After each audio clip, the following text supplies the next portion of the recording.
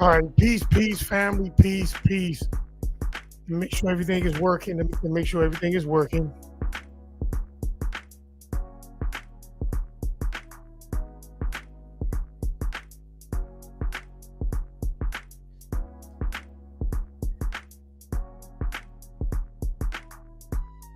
Peace, family, peace. Testing 1 2 1 2.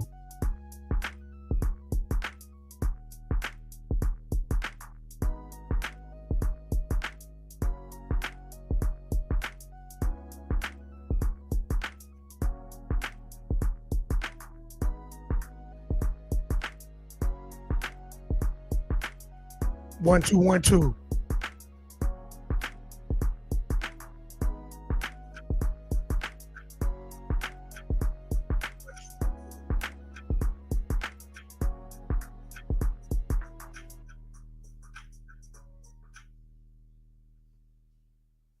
All right, testing 1 2 1 2.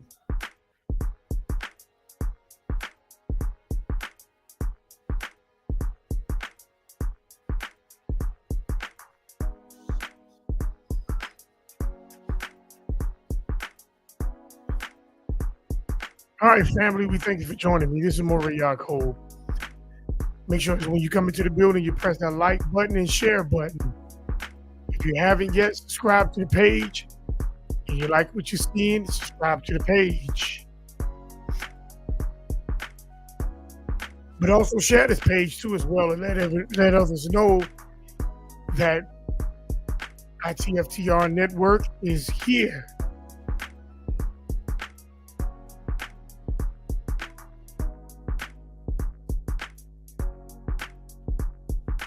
I don't know why they got this thing over here.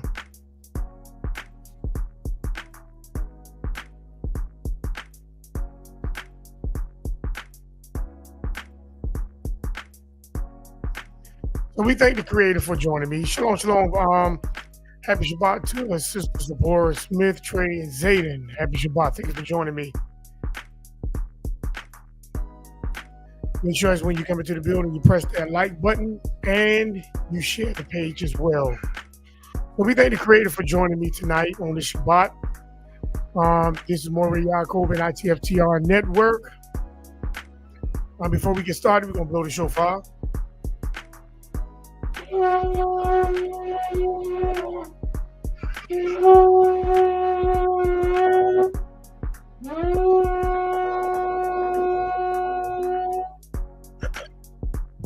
We thank the creator for joining me. We thank the creator for bringing us this Shabbat. Shalom to Sister Latoya G. We thank make sure when you come into the building, you press that like button and also the share button and let somebody else know that we're here. If you are liking the page, we thank the creator for each one of you. We thank the creator for bringing us to this point, to this week where that we can get together and come to a next Shabbat gathering to be able to hear thus says the Lord. And we thank the creator for just protecting us, guiding us, providing for us, and being a help and being the creator that he is to us. Even though we don't deserve it, but he still give us that mercy, that love, that forgiveness, that kindness. And we thank the creator for just being the creator and bringing us his judgment and also his laws that keeps us in his mercy.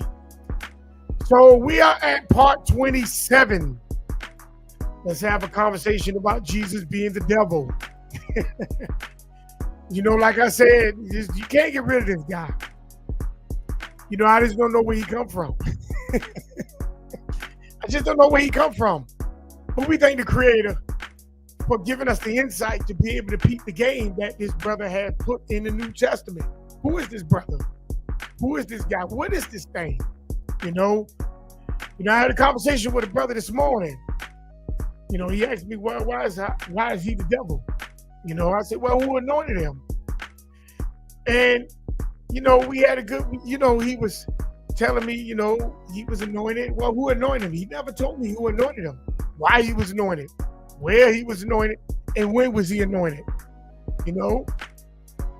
Because Israel only anoints king, priests, and prophets. You don't anoint anything else. Only king, priests, and prophets. So if he was an Israelite, you got to show me who anointed him. What priest? Where? For what? You know, and when? You know, we just can't say he's anointed from Israel and there's no proof that he was anointed. So we thank the Creator for giving us the insight. You know, also showed from the conversation this morning, either which way you go with this guy, he's cursed. There's a curse. Number one, if you're coming through Joseph, that seed line cursed through Jeconiah. That's why they had to come up with a virgin birth story. Number two, if he was from the beginning, that makes him the host of heaven, because you tell me that he was created, so that makes him the host of heaven. So if he's the host of heaven, Deuteronomy 4:19 catches you.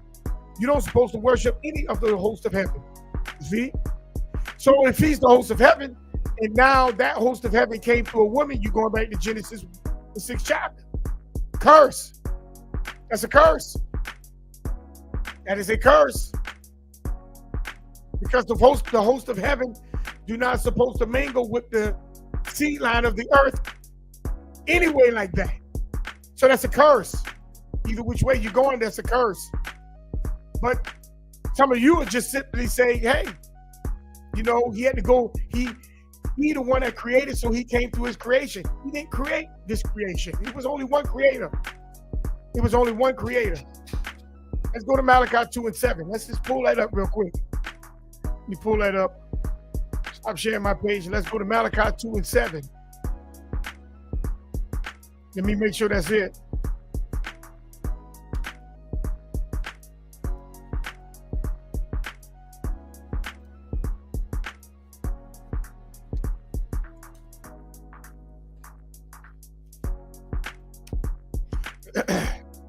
Excuse me, not Malachi 2:7, Malachi 2:10. Let's go to Malachi 2:10. There's only one God, family. Only one God created this whole thing. Malachi 2:10. I'm going to pull it up. I'm going to post it for everybody to see. Malachi 2:10.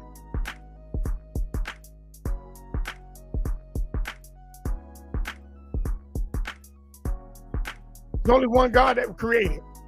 It ain't no son of God. It's only one God. And this is what it says. Shalom, shalom to Sister Shamar and Emery. Happy Shabbat. Make sure when you come into the building, you press that like button and share the page. And if you haven't subscribed, make sure you subscribe to the page. Malachi 2:10, it says, have we not all one Father? Has not one God created us? One God created us. Not the Son of God, one creator. See, one creator, one God. See, one God didn't create another God to create all this. No, it was only one God who created all of this.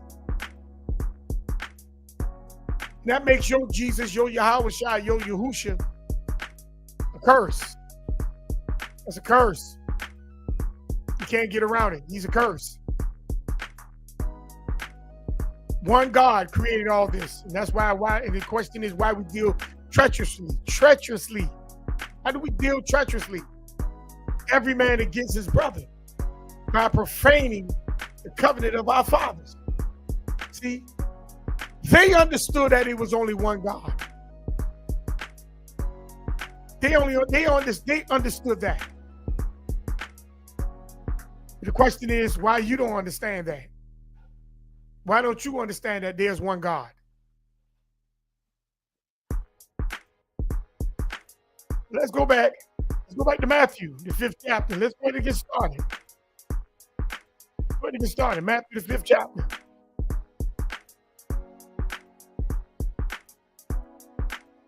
Let's go ahead and get started. Matthew, the 5th chapter. Because on last week, we found out that Jesus broke the laws. Broke the law. He broke the law of sacrifice. He changed it. Some of you didn't believe that he changed the law of sacrifice, but he did. He changed the law of sacrifice. Tonight we're going to go further into the law of what he claimed y'all claim he didn't change. Because he said, I didn't come to change or to make new. I came to complete it. But you can't complete something if it was changed. That's not a completion. You started something new. I gave the example on last week. If I was a truck driver and I started with trailer number 7 and I dropped it for the relay driver, he has to pick up trailer number 7 and 7 only and take it to where the final destination is. That's completion. But I can't start with an animal. I can't start with an animal and end up with a human.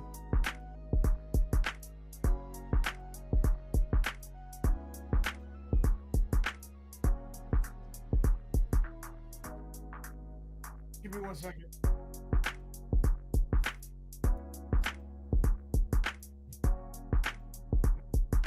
How do I start with an animal and end up with a human? How did that happen? That's changing. That's a transformation. How did I end up having to bring the sacrifice to an altar, but now I can bring it to a cross? How at the beginning the head of the house had to do the offering, and then when the sin came in the wilderness, now you had the Levites. You had to bring your sacrifice to the priesthood, the Levites. But now all of a sudden, the Gentiles can bring your sacrifice. Because who took the sacrifice to the cross? The Gentiles, the Romans. My sacrifice had to be pure. But now all of a sudden your sacrifice can be beat up and spit on. Sacrifice would change. But according to you, now it was the same. He was the perfect sacrifice. How? How was he the perfect sacrifice? I want you to tell me, how was he the perfect sacrifice?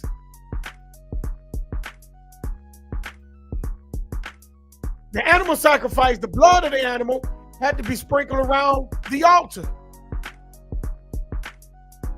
But now they could just poke the hole in the side and the blood could just come out, just pour out. I guess that's the same thing, right? And after the animal was killed, you had to burn it, and you couldn't leave the carcass. You either had to burn it, where's that the ashes were there, or you had to cook it. And each one take part in eating it. But now you can take that. Now you can take your offering and you can bury it in the grave, so it can rise again. But no, he didn't come to change nothing. He came to fulfill it. You see, we have to stop playing these games because your soul is at stake. But you could keep playing the games, but I'm gonna continue to expose the game.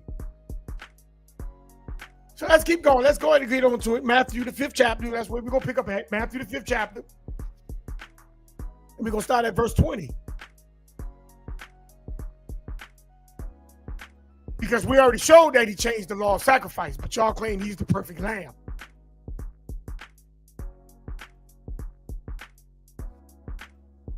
So Matthew the 5th chapter, verse 20. For I say to you that unless your righteousness exceeds the righteousness of the scribes and Pharisees, you will by no means enter the kingdom of heaven. Now, I want you to pay attention to that. Jesus is telling the people, his disciples, because you got to go back to verse 1, and you got to see that he took, when he saw the crowd, he separated from the crowd. and went up on the mountain. And when he got set, his disciples came to him. Okay? They came to him. And he began to teach the Beatitudes. So this is still the continuation for him teaching his disciples, which is down in verse 20. So he said that your righteousness, he's telling his disciples that their righteousness has to exceed the righteousness of the scribes and the Pharisees, unless they won't enter the kingdom of heaven. Okay?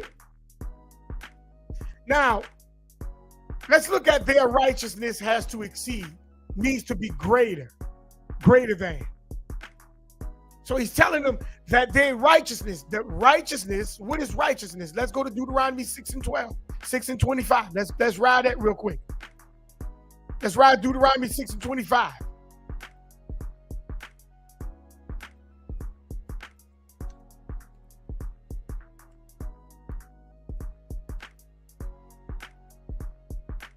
Deuteronomy 6 and 25. Let's ride that real quick.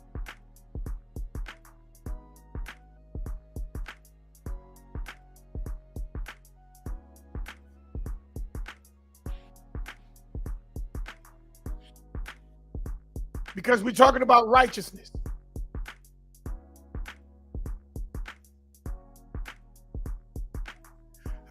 We're talking about righteousness.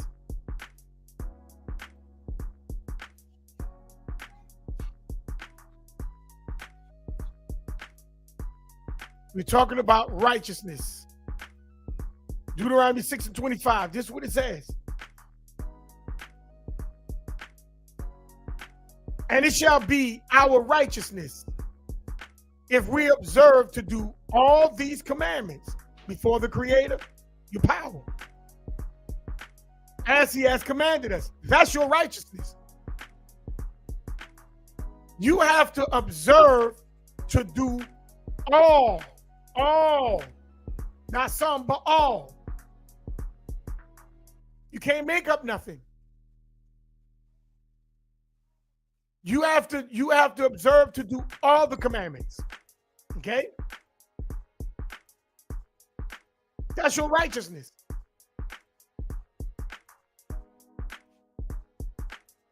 So now, if he's telling you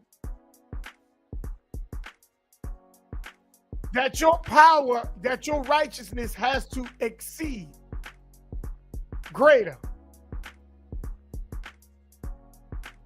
than the righteousness of the scribes and the Pharisees.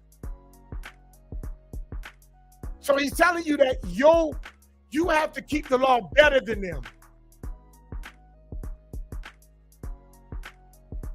This is what he's telling you. You have to keep the law better than them. You have to tell them about the law. You have to show them the law. Because if you don't show them the law, then you won't be able to get the kingdom of heaven. This is what he's saying. Now the scribes, they were responsible for copying and preserving the Old Testament. This were their job. And were also teachers of the law. So you're talking about, he's telling you that he's telling his disciples that for them keeping the law, knowing the law, understanding the law, living according to the law has to be greater than the ones who's keeping the law, who's teaching the law, who's responsible for the law.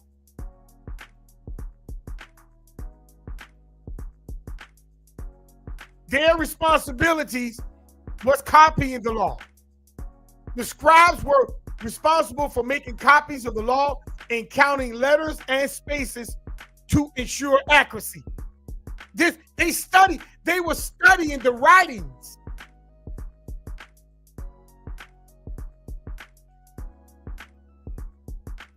So your Yahushua or your Jesus, your Iusus or Yahuwah, Yahusha, saying that you got to be greater than that. Now you talking about somebody who spend time because that's their job, compared to people who already have other jobs.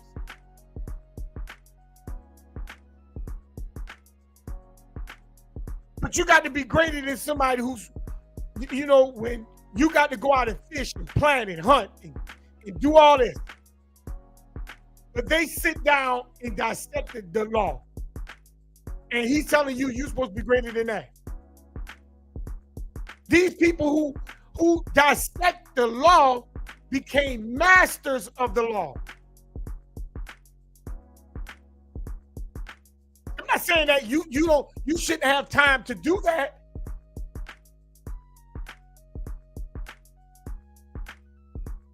But here's the thing though. Unless you have a gift, how are you supposed to outperform someone who's mastered what you're trying to actually learn? How do you do that? That's like a music studio. You got a producer who just sit in the studio, who travels, go different places, rent out houses, rent out hotels and all that to be able to create a beat. But you got to go to work every day. How do you create a beat like him? How do you do it? Because that's their full job, to be able to come up with that type of sound. That's not your job. You just might go to the studio and create a sound, but their job is to make a sound. It's a difference. But he's telling you, you got to outdo that. What you think about that? He's telling you that you have to outdo that. What you think about that? Think about that. He's telling you to outdo someone who's taught to master the language compared to somebody who's just trying to learn it.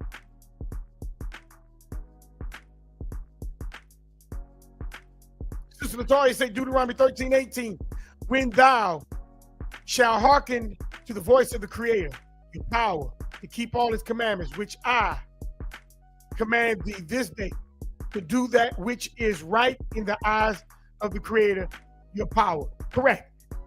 That is righteousness. But Jesus is telling you, you have to outdo those who master this thing, who study to master, whose job it is to master, compared to you who just learning it whenever you can learn it, whenever you have time to do so. What you think about that? I want that to sit and sink on you. I want that to sink. Because a lot of us, we don't understand that people who have time to master something compared to those who don't have the time to master. Jesus telling you that you're supposed to be better than that. Unless you won't get the kingdom. You won't get the kingdom. This is what he's telling you. You won't get the kingdom.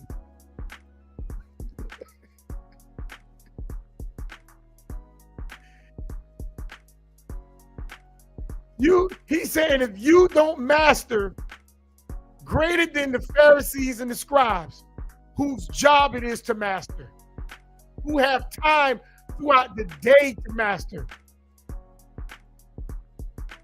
you're not gonna get the kingdom. And we're gonna talk about this kingdom in a second. He said you're not gonna get the kingdom. I want you to think about that.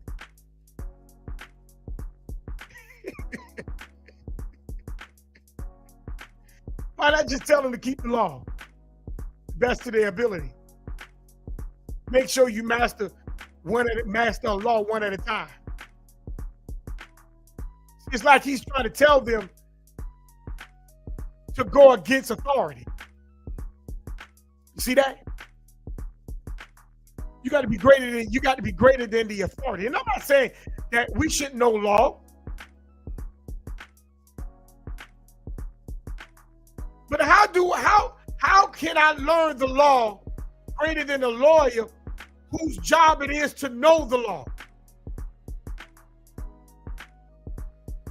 I might know some laws here and there, but it's the lawyer's job to understand the different points of laws.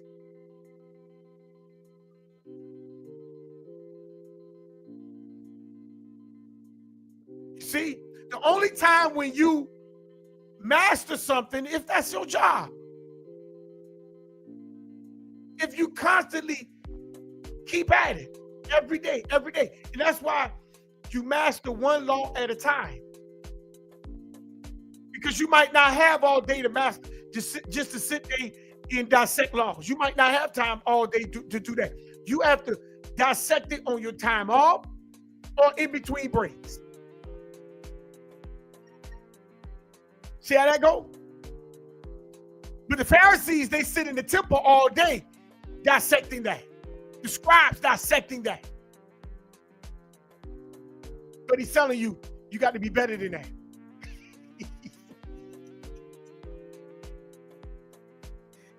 They're responsible for the accuracy of the letters and the space counting.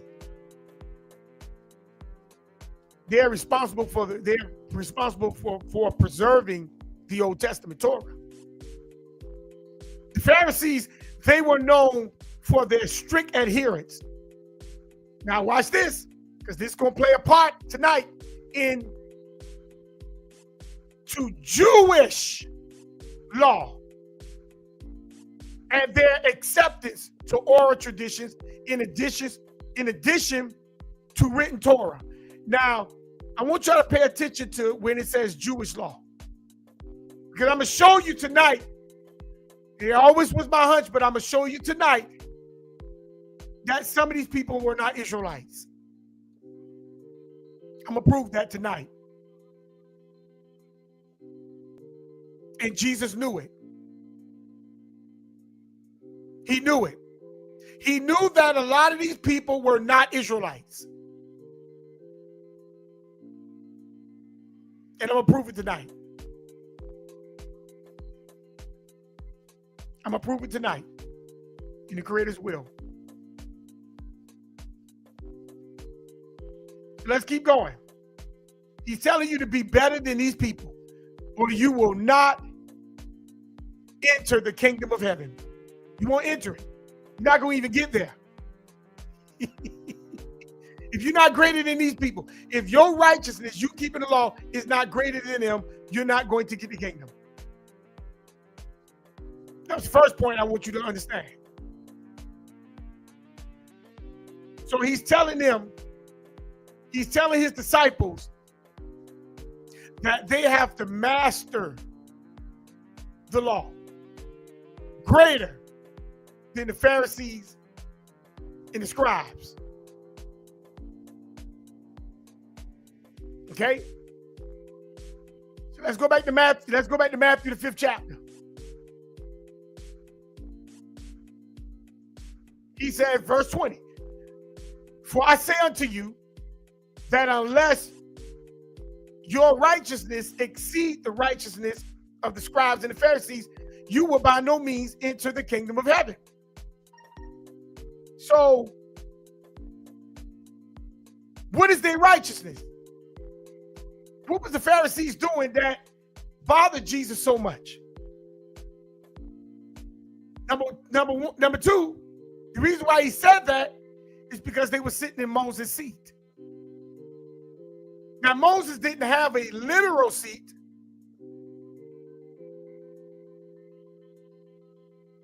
but Moses had the seat of authority.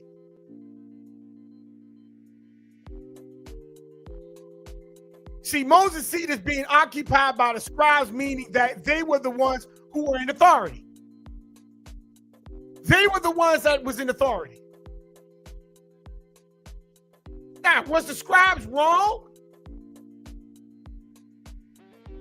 Was they wrong? Let's go to Exodus, the 18th chapter.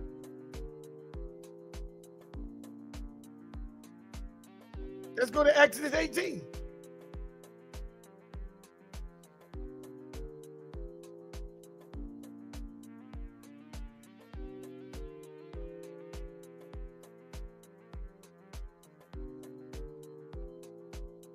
Let's go to Exodus 18.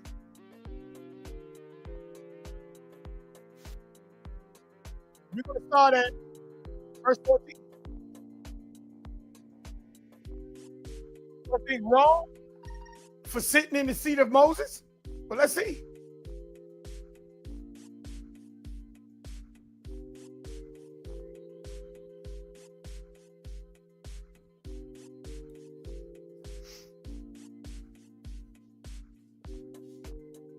Exodus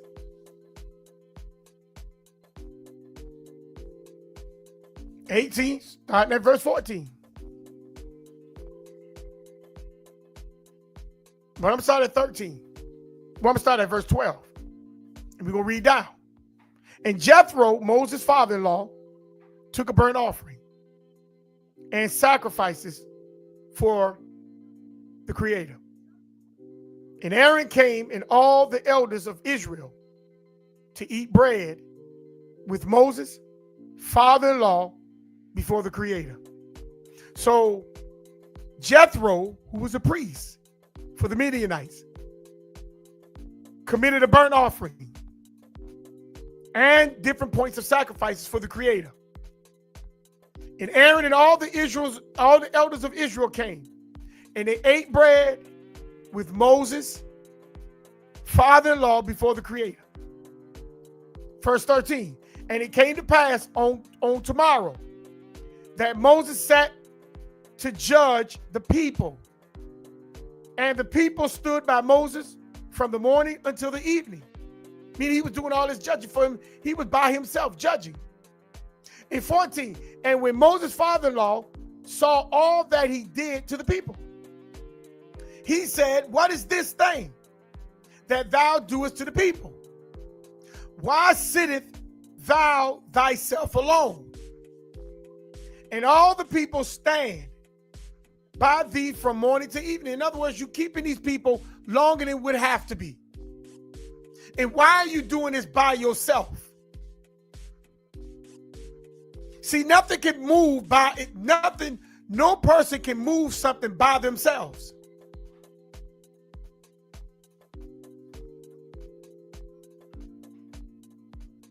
Verse 15. And Moses said unto his father-in-law, because the people come unto me to inquire of the Creator. See, everybody, he's saying everybody coming to him. So 16, when they have what? When they have a matter, they come unto me. And I judge between one and another. And I do make them known. And I do make them know the statutes of the Creator and his laws. In other words, when I bring that judgment, they understand the laws and statutes that they broke, they going against, or whatever. Moses telling his father-in-law, I make sure that they know these things. 17, and Moses' father-in-law said unto him, the things that thou doest is not good. That ain't good. Just because you're doing it and you thinking you're doing it in the name of the Creator, that ain't good, bro. You see, wisdom comes to you to show you and guide you. Even when you think you're doing something good, wisdom gonna show you better. You see? So now, watch this. Jethro told Moses, that's not good. It's not good. It's not good, bro. Verse 18, thou wilt surely wear away. In other words, you're going to wear yourself out. Trying to do all this by yourself. You're going to wear yourself out, bro. To keep it a buck, that's what he was saying. Both you this people that is with you. You're going to weigh them out, and they're going to weigh you out. Because the matters of what you're doing is hard. You can't do this by yourself. For this thing is too heavy for you. Thou art not able to perform it thyself alone. You can't do this by yourself, bruh. So let's keep it on. Let's keep it on now, because you can't do this 100. You cannot do this by yourself. Verse 19, hearken now unto my voice. He's telling him, listen to what I'm about to tell you. Because you know, sometimes when people have some type of title, power, position, or some type of status, they think that because they're there, they're performing this and performing that, they think that they know. That ain't always the case. He said, hearken unto my voice. I will give thee counsel, and the Creator shall be with thee. Be thou for the people to Godward. See, that thou mayest bring the cause unto the Creator. See, this is what he's telling them. You got to be mindful, because the things you think is good ain't good. You got to learn how to keep yourself balanced, being in the position that you're in. Verse 20, and thou shalt teach them ordinance and laws, and thou shalt show them the way wherein they must walk, and the work that they must do. Moreover, provide out of all the people able men. That's what he's saying. Able men, such as fear the Creator, men of truth, hating covetousness, and place such over them to be rulers over thousands. In other words, he's saying, look, there are different areas you put these men, these elders. It's different areas you put them. Okay? And he's telling them, and he says, and let them judge. Now we know in some texts that women were there as well. And he said, let them judge at all seasons, meaning let them do their job. No matter, hire them.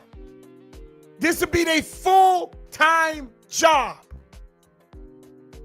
And it shall be that every great matter they shall bring unto thee. Every great matter, meaning everything that's supposed to hit the table of you. Moses. But every small matter, only thing that's supposed to hit your table, Moses, is the great things, the great matter. But the small matters, they shall judge. The small matters, they shall judge. So shall it be what? Easier for thyself, and they shall bear the burden with you. You see? So the Pharisees were sitting in Moses' seat. And that's why they began to have different councils.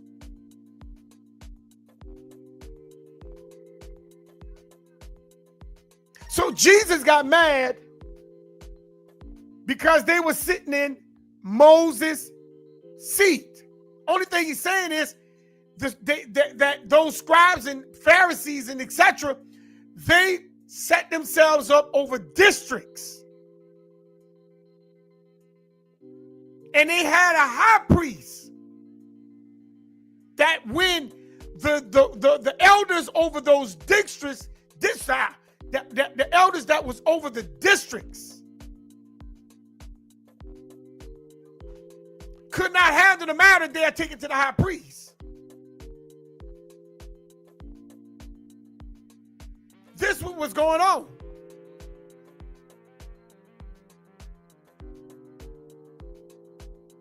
They would take it to the districts, or the districts to handle the small matters. But when it got too big, it went to the high priest. So he was saying, oh, they sitting in the seat of Moses. Now let's flip over to Matthew, the 23rd chapter, because this is where all this is coming from.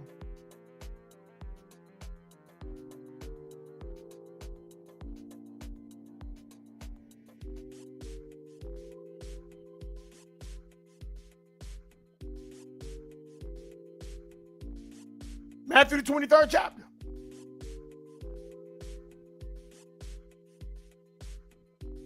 See, because Jethro helped Moses set up districts. And the Pharisees and the scribes, they just did the same thing. They set up districts.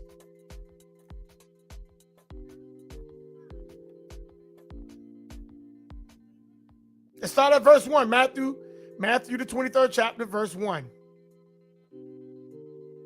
They set up districts.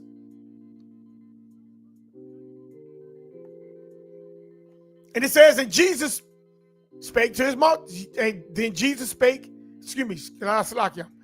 then spake Jesus to the multitude and to his disciples. So now he's talking to the people, and he also talking to his disciples, saying the scribes and the Pharisees sit in Moses' seat. See, they set up the districts like Moses did. That's all that means. Moses didn't have a seat. Moses didn't have a throne. Remember, they was in the wilderness. The seat is just simply means that he set up districts. They set up districts like Moses did. And you got a main person or people sitting at the top like Moses were. That's all. That's all that was. Shalom, shalom to Sister Joanne Smith. Make sure when you come into the building, you press that thumb up and you share the page if you like the content that you're hearing. That's all it was talking about. They set up districts of authority. Some were judges, some were lawyers, some were teachers. I mean, I could just go down the list. This is what the Pharisees and the scribes were.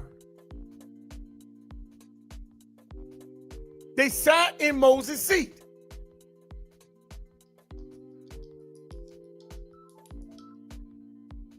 They sat in Moses' seat. Verse 3. All therefore, whatsoever they bid, you observe. Because see, they got the power. They got the power. So everything that they ask you to do, you observe it. Pay attention to it.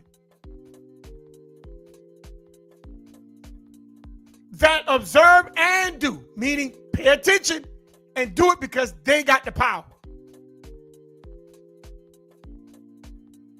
They the ones who they took over the power. But he's saying, but do not ye after their works. Don't do everything after what you see them do it, don't you do it. Don't go after their works. This is what he's saying. For they say and do not. He's saying they say a lot of things, but you don't see them doing it. And it sounds like he got a legitimate gripe. And I had to look at this thing. Because he told them, if your righteousness does not exceed their righteousness, you will not enter the kingdom of God or the kingdom of heaven. Both same thing. So I was scratching my head and he was telling them, if they ask you to do something, do it. Observe it, meaning pay attention to it and do it. But don't do what you see them doing because they say a lot of things, but you don't see them doing it. So I kind of scratched my head. I was like, is this dude, okay, you telling him to observe it. That's like a police officer come up to you and tell you, get off the sidewalk and you're going to observe it and you're going to end up doing it, right? Or they tell you don't run the red light But then all of a sudden you see a police officer run the red light and with no lights on. But then if you stop them, they'll tell you, oh, I was going to an emergency. You see? See, so they break their own law. Politicians break their own law. People who's in power break their own law. Okay? They don't behold themselves to the law like they hold you to the law. So he's telling them, look, whenever they tell you to do something, observe it and do it. But they say a lot of things and they don't do it. So don't follow what they do. You do it different. So I say, this man might have a legitimate gripe. He may have a legitimate gripe. So let's keep reading. Verse 4. For they bind heavy burdens and grievous to be borne, and lay them on men's shoulders, but they themselves will not move them with one of their fingers. So it's like he got a grievance going on. He's telling the people, and he's telling his disciples what the Pharisees do. They sit in their most seat. They got the district, so pay attention to what they tell you. Make sure you do it. Because, see, they like to tell you a lot of things, but guess what? They ain't going to do it. So it's like he got a grievance going on, a grievance. So number 3, they give you burdens hard to bear. This is what he say. They give you burdens hard to bear and put people under that burden. But the question, not what they do, but the question is,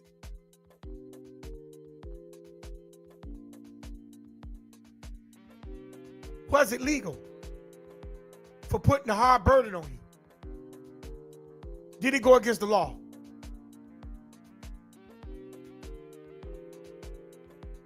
Was it legal? Did they break the law? See, because a lot of times we complain about a punishment, but the problem is, it's not that the punishment, but when you get punished, was it legal?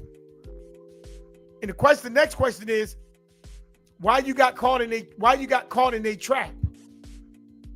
In other words, why did you go and break the law to be put into that harsh punishment that you know they're going to render? Because a lot of people, there's a certain part of the county I'm in, there's another little small city. You get stopped right there with a traffic ticket, you got to pay for the police officer uniforms to the dry cleaners. All their uniforms. On the ticket, that's on the ticket. Everybody know that. So my question is, why would you go through there and speed? If everybody know that, why would you go through there and speed? So, was it legal for them to push harsh punishment and not help you and not use one of their fingers to help you? Because remember, they are the judges. They are the judges. They sit over the districts. See, Jesus is complaining as if what they're doing is against law. Let's read it again. For they bind heavy burdens and grievous to bear, and lay them on men's shoulders, but they themselves will not move them with one of their fingers. He's saying that they're not going to help you. So that sound like the Pharisees are harsh, bad, breaking the law.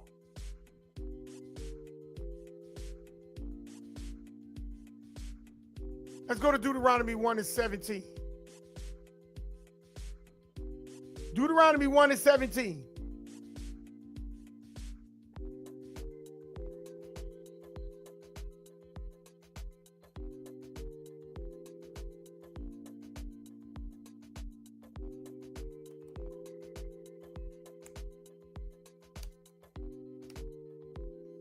Deuteronomy 1 and 17.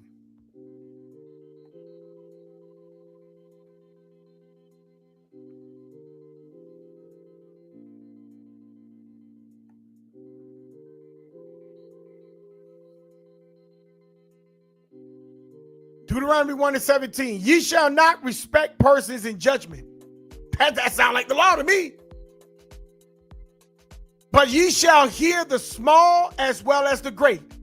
Ye shall not be afraid of the face of man, for the judgment of the Creator and the cause that is too hard for you. Bring it unto me, and I will hear it. In other words, you cannot show favoritism no matter who it is. So it sounds like to me, when they lay the burden on you, you deserve that burden.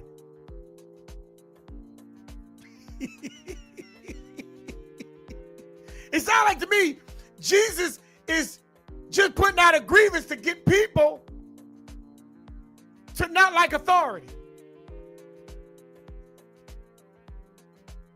Because you can't, because when they sit in those seats, you cannot show partiality.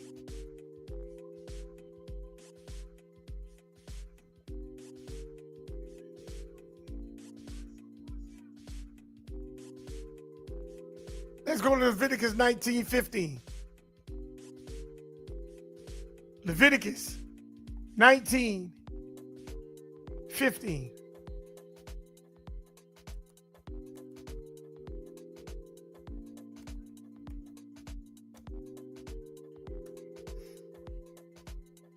Leviticus 19:15. He said they put harsh punishment. They put a burden on your shoulders. Okay? Did they break the law? Is it legal for them to do that?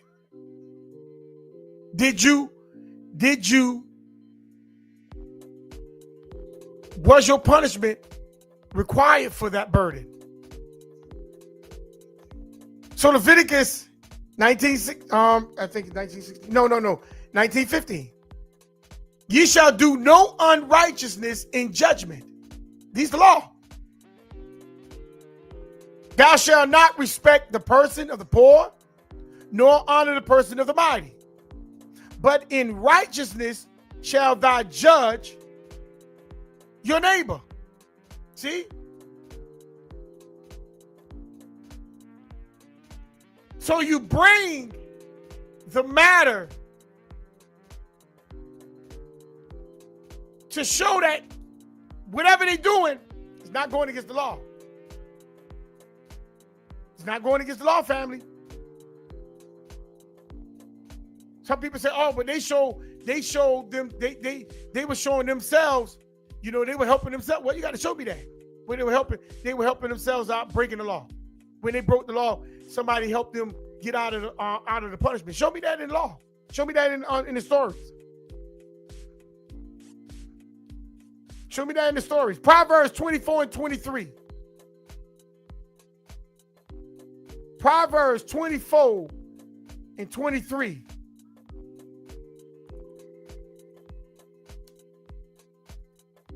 You can't show favoritism, family.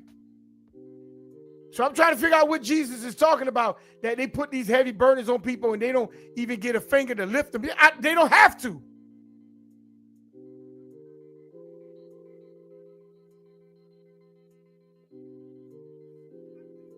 They don't have to. Proverbs 24 and 23. These things also belong to the wise. It is not good to have respective persons in judgment. So if the punishment is harsh, it's just harsh. If the punishment is death, you about to get out of here. If the punishment is lashes, you about to get your back whipped and split. You see?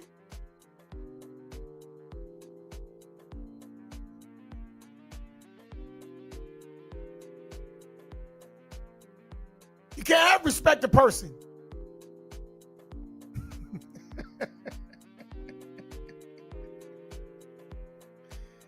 Exodus 23, 2 and 3. Exodus, the 23rd chapter. You cannot have respect the persons in judgment.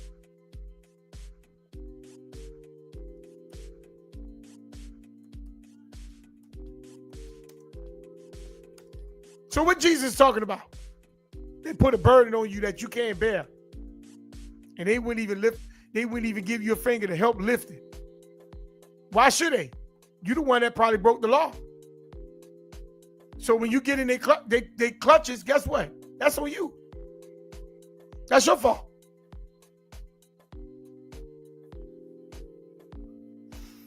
And you say, oh, that's wicked. You're supposed to have, no. Mercy is there.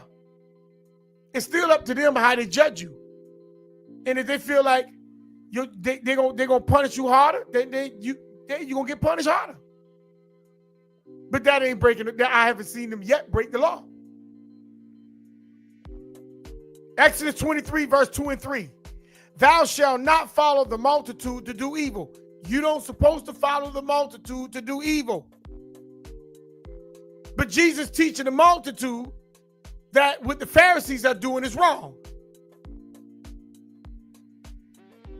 Neither shall thou speak in a cause to decline after many to wrest judgment. You don't supposed to be speaking against when authority render judgment. You don't supposed to be sitting there talking about that's harsh judgment, that's bad judgment. You don't supposed to do that. Especially if you don't have nothing to show what they're doing is wrong. You're supposed to keep your mouth shut.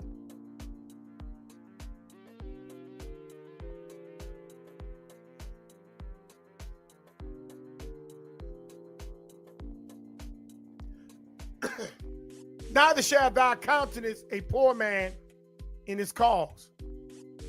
You see, judgment must be fair. Judgment must be fair, family. But guess what?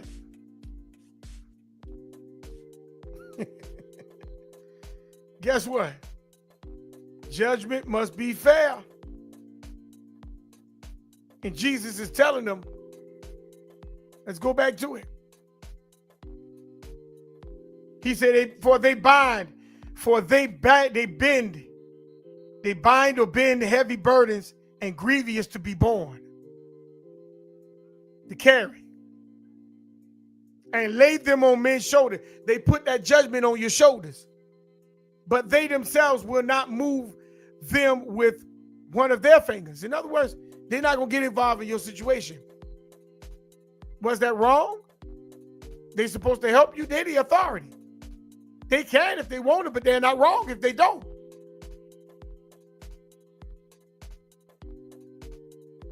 That's why I don't understand what Jesus is trying to talk about.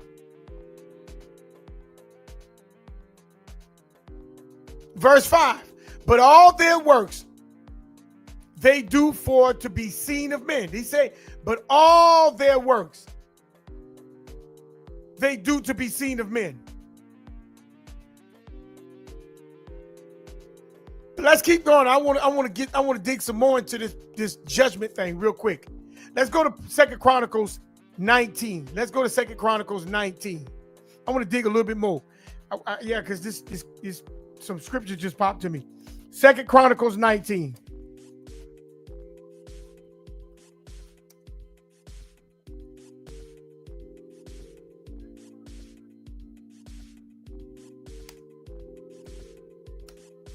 Second Chronicles 19, verse 6 and 7.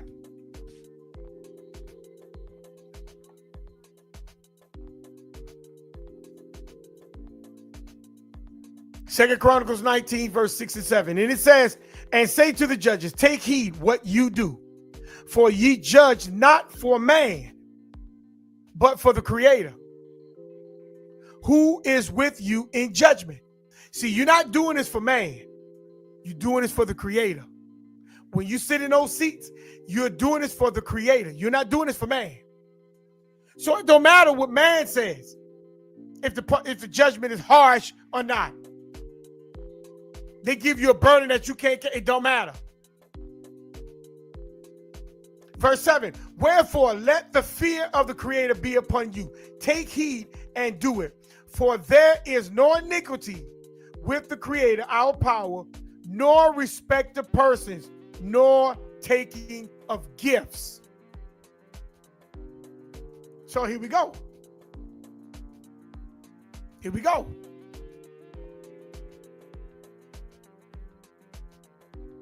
Proverbs 18 and 5. Here we go.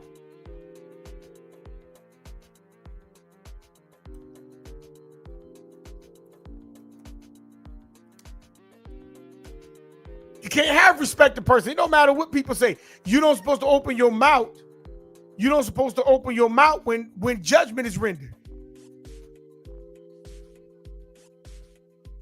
You don't supposed to intervene when judgment is rendered. You don't supposed to wrestle with the judgment that was rendered. Proverbs 18 and 5, and it says, it is not good to accept the person of the wicked, to overthrow righteous judgment.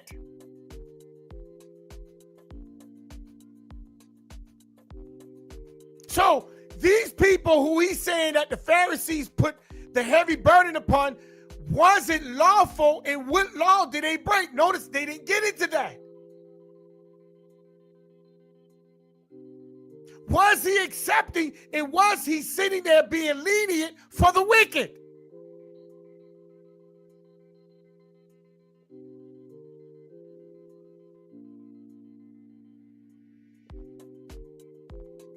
See, it's easy to say that the authority is wrong, but how many times you going to can you say that you were wrong? They were wrong? We were wrong?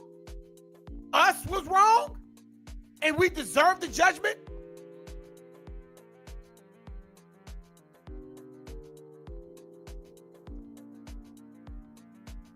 It is not good to accept the person of the wicked, to overthrow the righteous in judgment. So why did they put the burden upon these people that they can't bear? Why did they do it? Why did they do it? Why did they do it?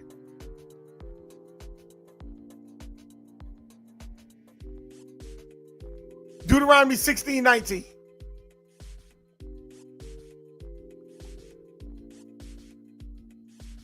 He didn't get into what the people did. You can't take up for the wicked in righteous judgment. You can't do that.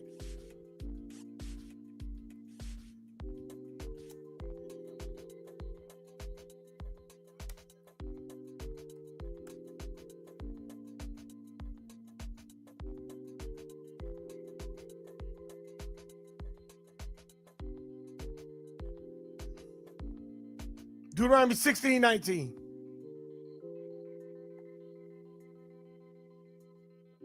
Can't take up for the wicked.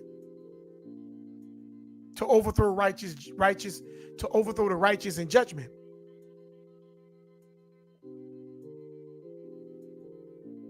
Deuteronomy 16:19.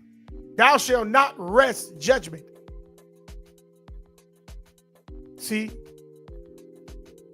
what that rest means? W-R-E-S-T. Rest. Don't wrestle with judgment.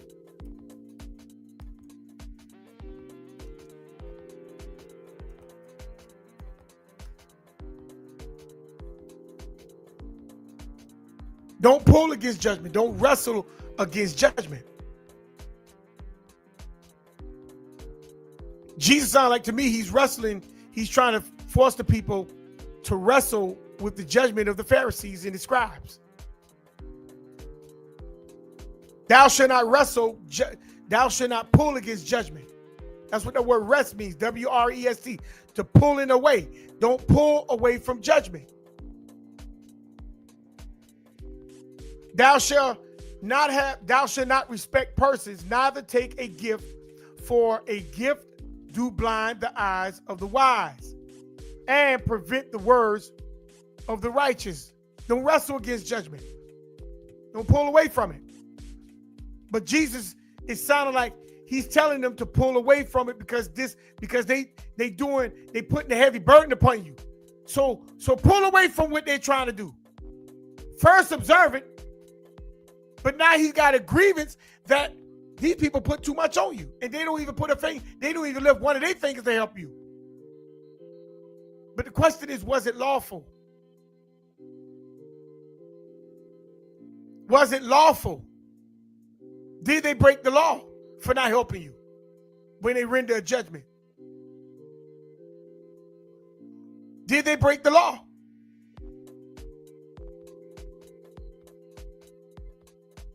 So let's go back to Matthew, the 23rd chapter. Verse 5. But all their works they do for the seen of men. They make broad their phylacteries and enlarge the borders of their garments. Listen to what he's saying. They make broad their phylacteries. Okay? So, I want you to pay attention. So,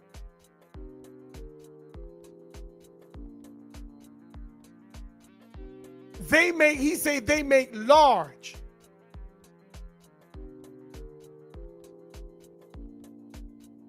Their phylacteries.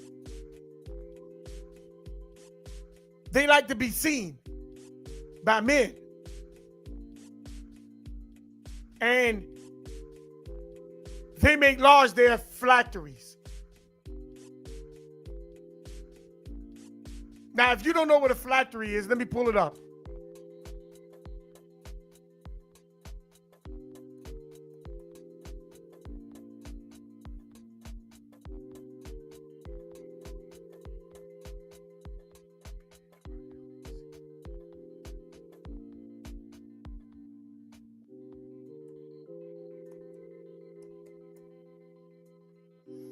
These are phylacteries. Let me pull it up.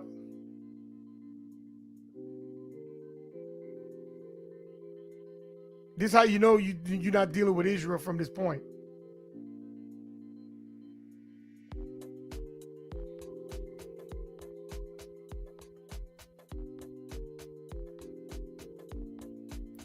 These are phylacteries. This is how you know you're not dealing with Israel. Okay? That's the things that they got on their head. Or they're carried around their arm, like right around by their shoulders. Phylacteries. These are the phylacteries. Okay?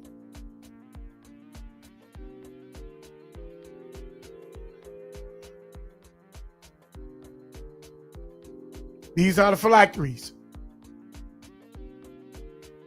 This is what they are. All right?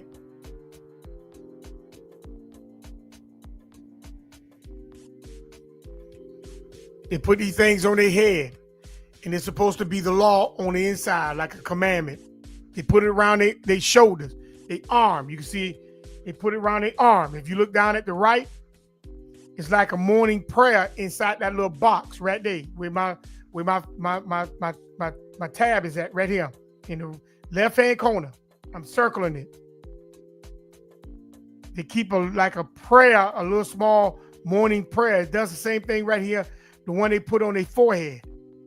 Those are Jewish people. But I'm going to show you what they did, though. It's how you know you're dealing with a foreigner inside of something that belongs to you. And they changed it and they made it physical but these wasn't physical. So Jesus said what? He said, they like to be seen of men. They make broad their phylacteries. Okay? Let's get into that real quick. Because this is what the Creator had told Israel to do. I'm going to show you our phylacteries compared to these foreigners that's portraying themselves to be you. Okay? Let's go to Exodus 19. Salakia. Exodus 13, verse 9. Exodus 13, verse 9.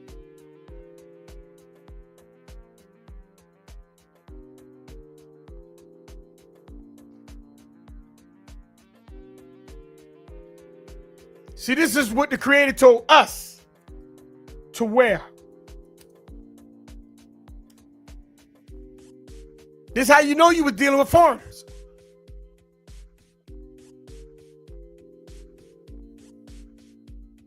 Let's start at verse 8.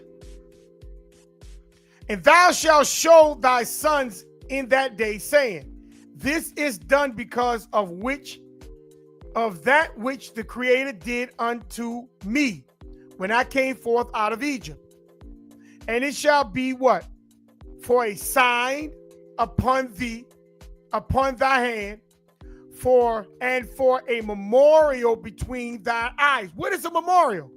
Let's go back up to verse 1.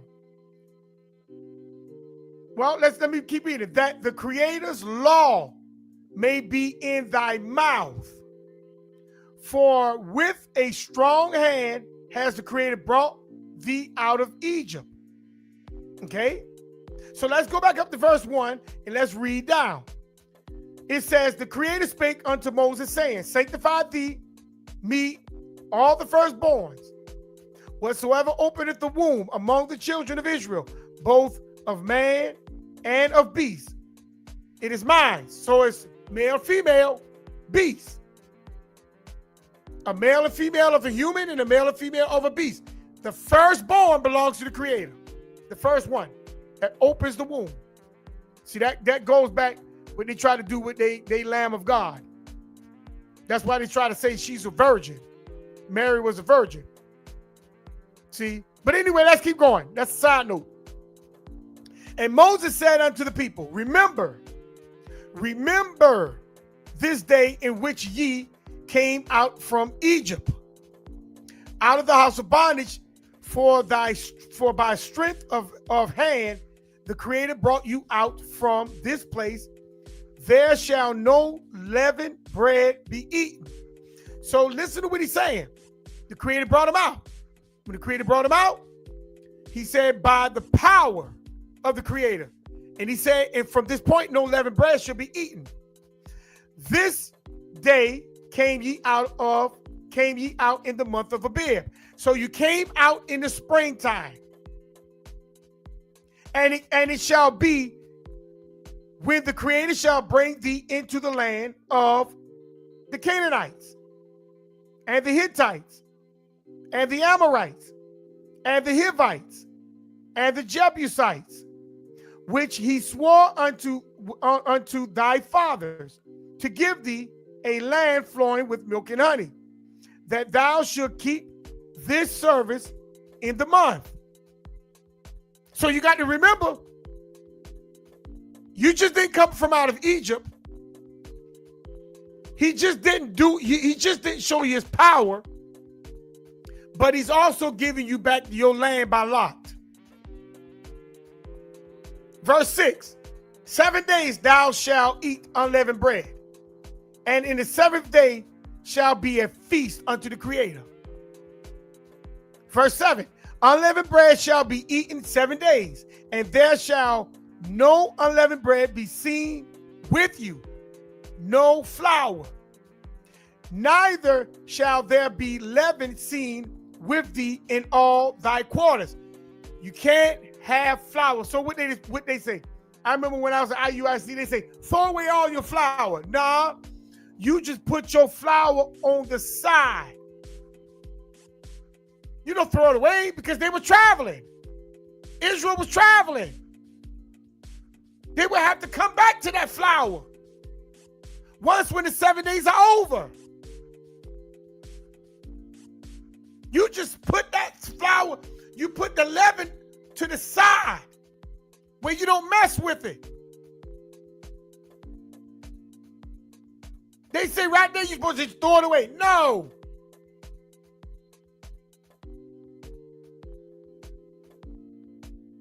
And thou shalt show thy sons in that day, saying, this is done because of that which the Creator did unto me when I came forth out of Egypt. They're talking about the Passover. He's talking about the Passover. Now watch this. See, verse 9. And it shall be for thee, and it shall be for a sign unto thee upon thy hand. So you mean to tell me they're going to put the Passover on their hands? No. They're going to put something on their hand to remember the Passover? No. And for a memorial between their eyes. So you telling me they're going to put something with what I just showed y'all, what y'all see on the screen? They're going to put something in between their eyes? No. That the Creator law, his law, may be in thy mouth. So what's between your eyes? Your mind. You're supposed to remember, and you're supposed to use your hands to put forth, to keep it. Think, do. Think, do. There's no box here and a box on your arm, on your hand.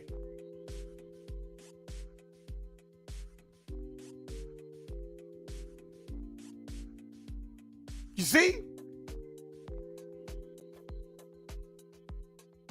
You're supposed to think about what the Creator did to bring you out from Egypt. And you're supposed to use your hands to make sure you keep it and prepare for it.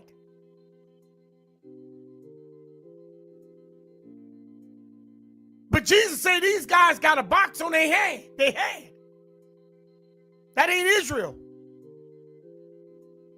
Let's get another one. Deuteronomy 6 and 8.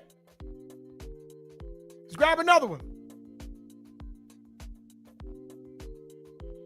Deuteronomy 6 and 8.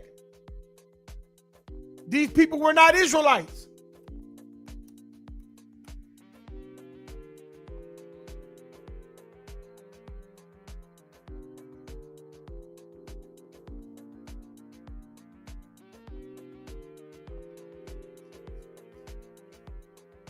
Let's start at verse 1 and we're going to read down to verse 8. And let's see what this sign was. Now these are the commandments and the statutes and the judgments which the Creator, your power, command to teach you, that ye might do them in the land whither you go to possess. So now we go into the land. Now watch this. The verse 2. That thou mightest fear the Creator, your power, to keep all his statutes and his commandments, which I command thee. Thou and thy sons and thy sons' sons, all the days of thy life, and that thy days may be what? Prolonged. So he's telling you this has to go through generation seed line. Verse 3. Hear therefore, O Israel, observe to do it, that it may be well with thee, and that you may increase mightily, as the Creator, your power of your fathers has promised thee, in the land that's flowing with milk and honey. Now, so we still talking about the land, still going into the land. Now watch this. Hear, O Israel, the Creator, our power is one. He's not multi. He's not a triune. He's one. Okay? He's one. Verse 5. And thou shalt love the Creator, your power, with all thy heart and with all thy soul and with all thy might. You're going to love this one God. You're going to love this one power. Watch this. Verse 6. And these words which I command thee this day shall be in thy mind. Verse 7. And thou shalt teach them diligently unto the children, and shalt talk of them when thou sittest in thy house, and when thou walkest by the way, and when thou liest down, and when thou rise up. And thou shalt bind them for a sign upon thy hand. What are you putting upon your hand? A box? Like Jesus telling what the Pharisees and them do? You gonna put a box on your hand? No. This is allegorical. This is allegorical.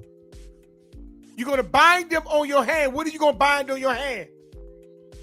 You're going to bind what the law asks you to do. How the law, and you're going to use your hands to do it.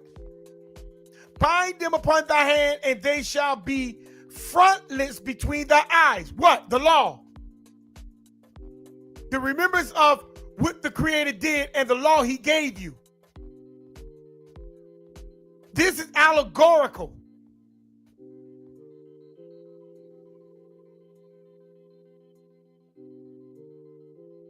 This is how you know you're dealing with foreigners.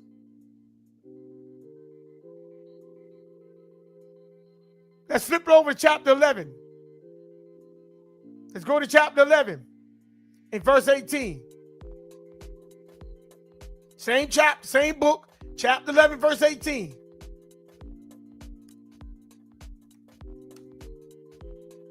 We're gonna keep going. I'm gonna show you again that this is not the only point where you know you're dealing with foreigners. Therefore, Deuteronomy, chapter 11, verse 18. Deuteronomy chapter 11, verse 18. This is showing you, when I'm showing you the picture that's on there, these are foreigners. And the foreigners took something that was allegorical and made it physical. Deuteronomy, the 11th chapter, verse 18. Therefore shall you lay up these words, Salakia. Therefore shall you lay up these, my words, in your mind and in your soul, and bind them for a sign upon your hand. How do you do it? If you're thinking about it and it's in you, your hand's going to go out and produce it. Your hand's going to go and produce the law. Your hand's going to go and produce the law. You're not going to have a box on your hand or your arm. Your hand is going to produce what you're thinking.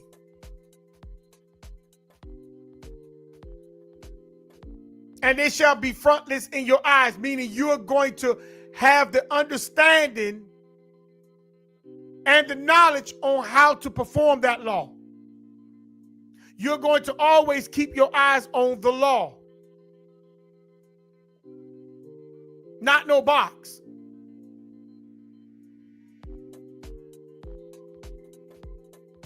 See, only foreigners take something that belongs to you and make it what they want it to be and what they want it to mean.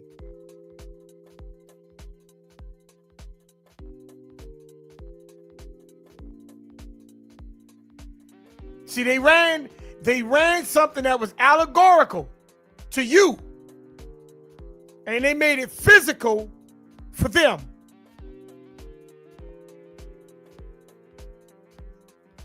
Let's go back to Matthew 23.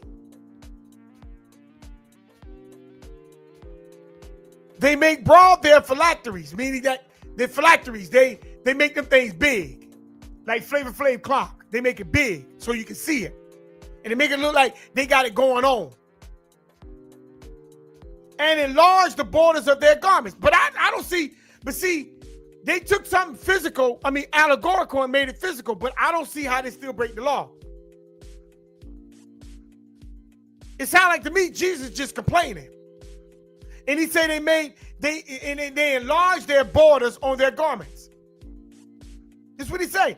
They enlarged their borders on their garments. In other words, they made their borders big.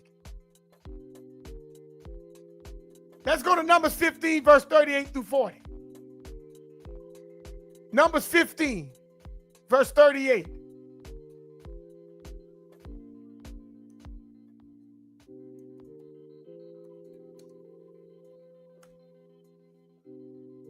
Show me where they're breaking the law.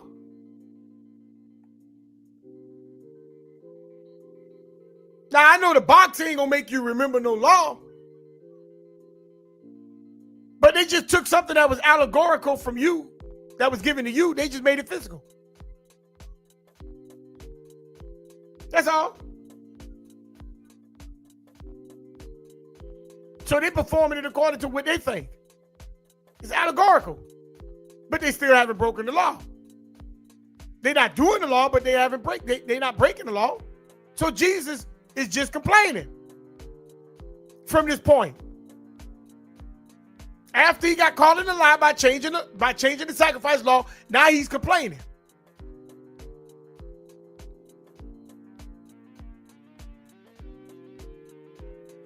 So Numbers 15, 38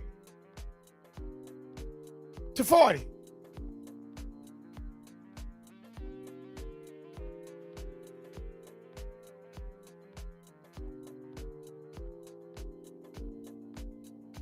This is what it says. Speak unto the children of Israel, and bid them that they make them fringes in the borders of their garments throughout their generation, and that they put upon the fringe of the borders a ribbon of blue. Now, I don't see when he say they make their borders broad, but the Bible don't get into how broad your border can be. You see?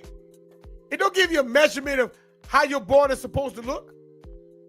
Your border of blue can be the whole garment.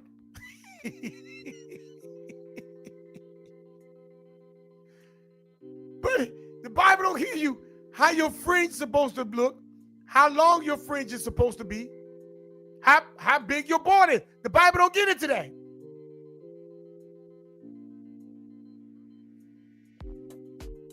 But Matthew 23 and 5, he says, and enlarge the borders of their garment. He said they enlarge the borders of their garment. It's not wrong.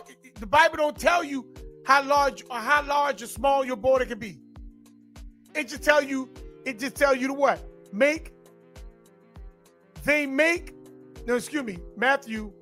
Numbers, I'm going back to Numbers. Numbers just tell you 38 to make them fringes in the borders of their garment. It don't tell you how great or small your border is supposed to be. So what Jesus is complaining about?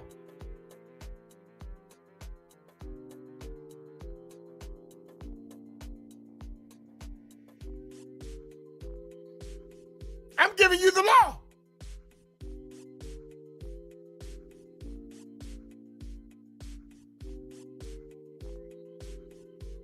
What is he complaining about?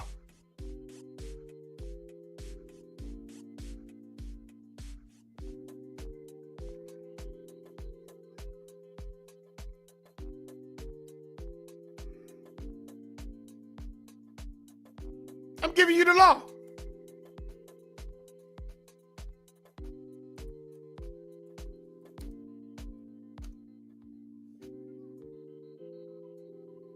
So let's keep going. Verse 6, and love the uppermost room at feast. They love the uppermost room at feast. They like the upper room most. They like the upper room. The rooms at feast. They like to be like if you in the basketball thing, you know, you got the Sky Dome. He's saying they like that. Okay? He's saying they like that. And the chief seats in the synagogue. They like the center of attention, family. That's what he say.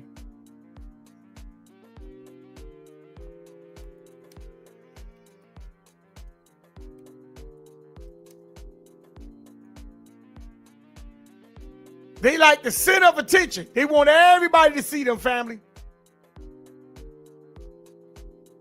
They want everybody to see them. So everybody can see them. They like the center of attention, family.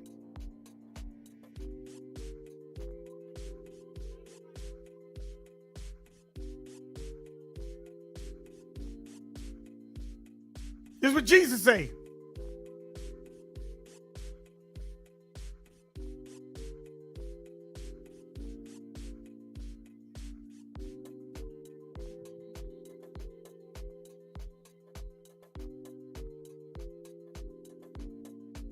Here we go. Can somebody show me Jesus? Is he sitting in the center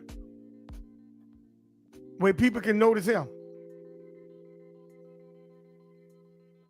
Is this what's going on? So the painters paint a picture of the Last Supper, him sitting in the center,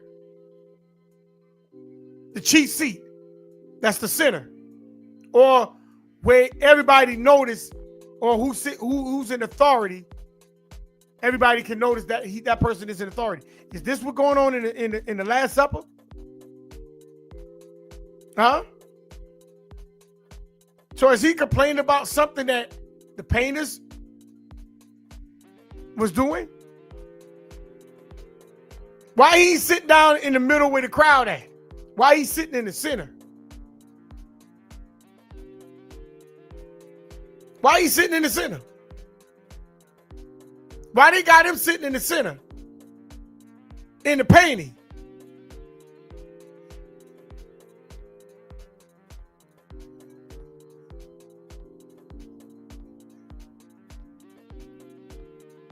Why he sitting on the floor? But he in the middle. He go right there. He's in the middle.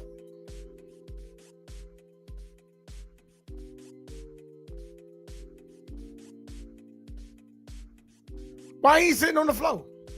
Or at the back, on the side of the table?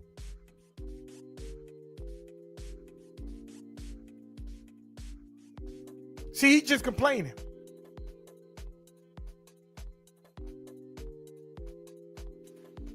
He's just complaining, family. And he's telling the people and his disciples that they got to be greater. Greater. But he haven't shown not one law broken yet. It's just complaining. Grievance. I want you to think about this. It's just grievance.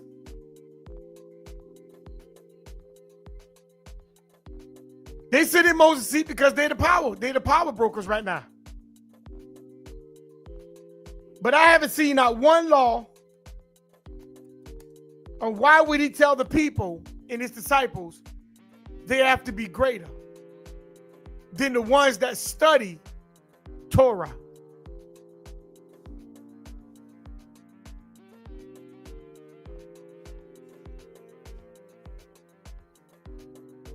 Let's keep going.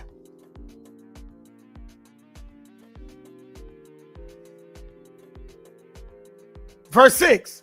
No, verse 7. And greetings in the markets, and to be called of men, Rabbi, Rabbi. So they like people to greet them in the marketplace. And to be called of men, Rabbi. So they like these titles. They like the title being called teacher.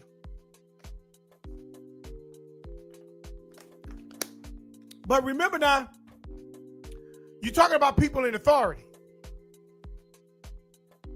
So if you see a judge that you know that's an actual judge, you're going to address that person according to their title. Or if you see the governor of whatever state you're in, you're not going to, let's say the governor's name was Michael Jones. You're not going to walk up to him and say, what's up, Michael? You're going to say, what's up, Governor?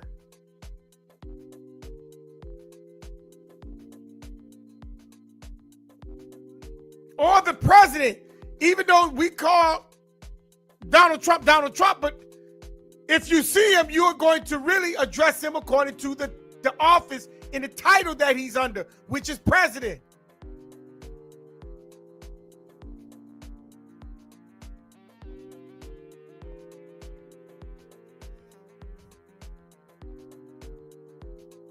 So what's wrong with calling them rabbi? What law did they break? Why he's upset about that? Because I'm about to show you why he's upset. Because verse 8, it says what? But be not ye called rabbi. Don't you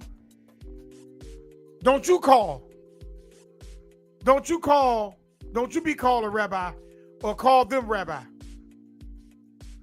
For one is your master. For one. You ain't got but one master. Christ. Christ is your master. You see? See, these grievances is to get them on board with him.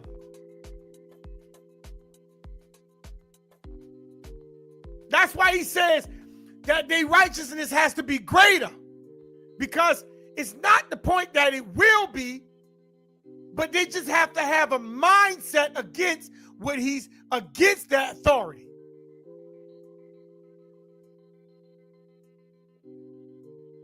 It's about going against authority.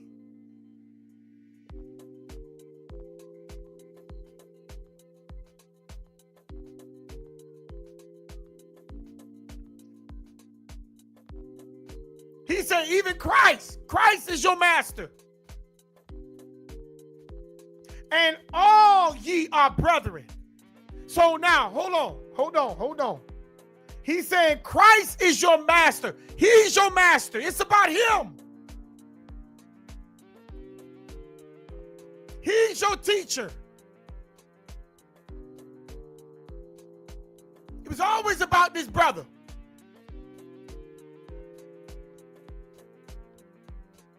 Don't you go around calling somebody a teacher or a master. Nah, that title belongs to me. That's what he just said.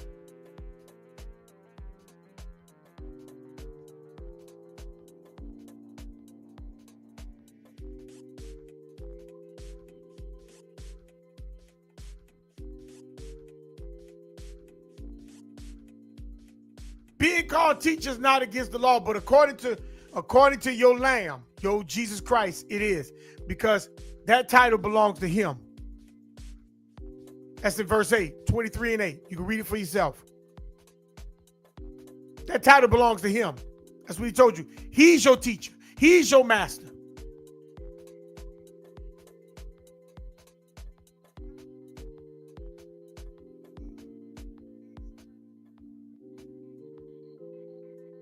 See, he's trying to take the authority away from the authority.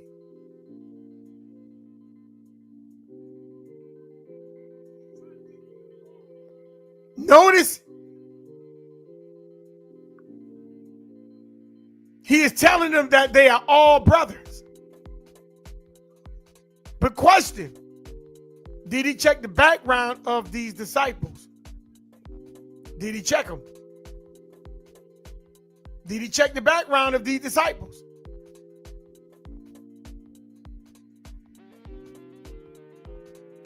Deuteronomy 32 and 7. Let's pull that. I know many of you should know this. Many of you should know this. Deuteronomy 32 and 7.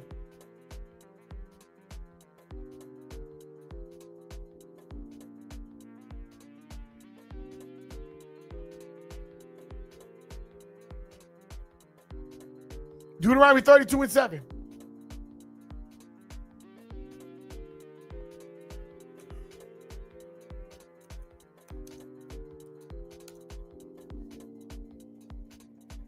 He said, all of us, he said, all of them are brethren. He said, remember the days of old. Consider the years of many generations. Now let's stop right there. What was the days of old? When the 10 tribes got taken away into Assyria. And that king had replaced the 10 tribes with foreign nations in the 10 tribes land. When Babylon came and took the southern kingdom, other nations came in and went into what? Jerusalem and etc. Remember the days of old. You cannot overlook that. And when when King Cyrus allowed some of them, those who wanted to go back to rebuild the temple and the temple wall, there were nations already there in Jerusalem. Who were those people? Remember the generations of old. You can't just remember your generation. You got to remember those who took your land, who was occupying your land while you were still in captivity. Remember the days of old.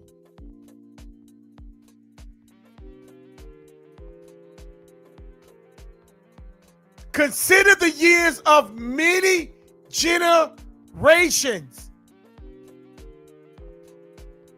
Some of them generations did not go back home. Isaiah 11 and 11, 10 and 11. They still in captivity.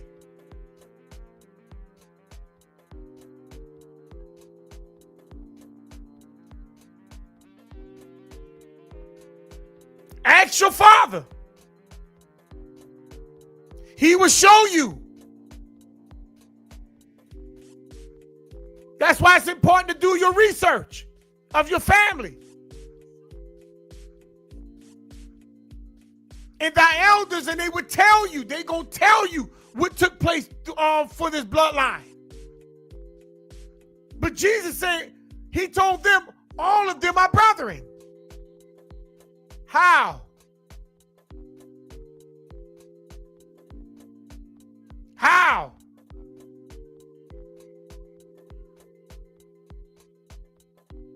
Did he take a role like Nehemiah and Ezra did? See, this is how you get the mix up. Let's ride back up to Numbers 1:18. This is how you get the mix up.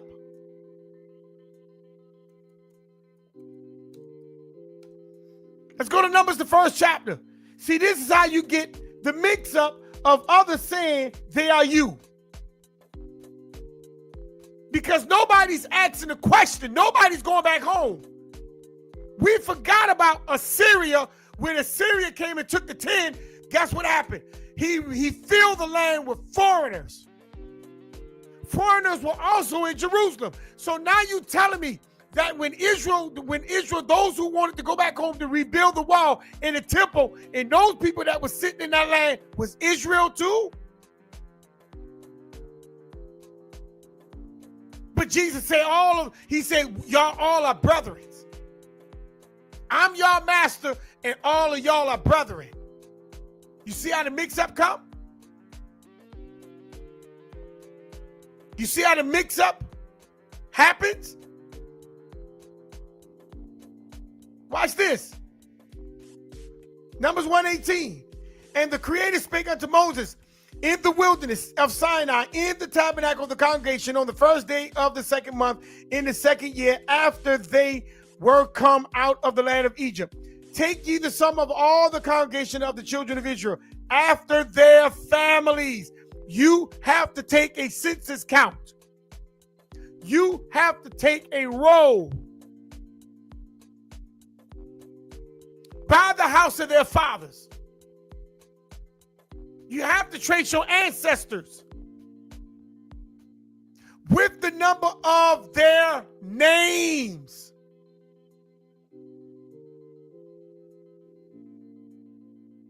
See, every male by their polls.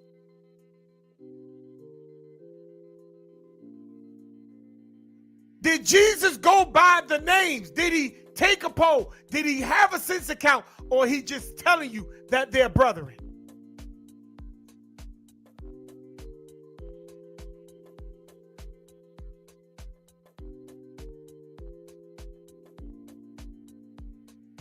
This is how you get the mix up.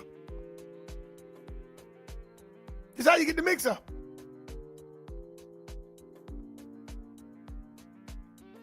He's saying, all ye are brethren. All ye are brethren. See, this is how they get you. I'm your brother, you my sister. See, I'm your pusher.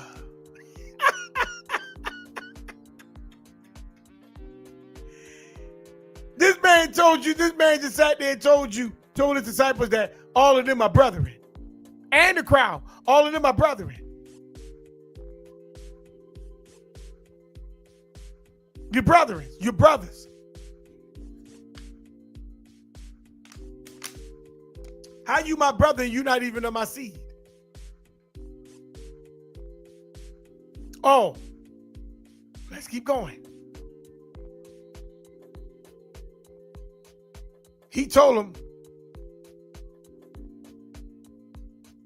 that they are the brethren. See, they're the brethren.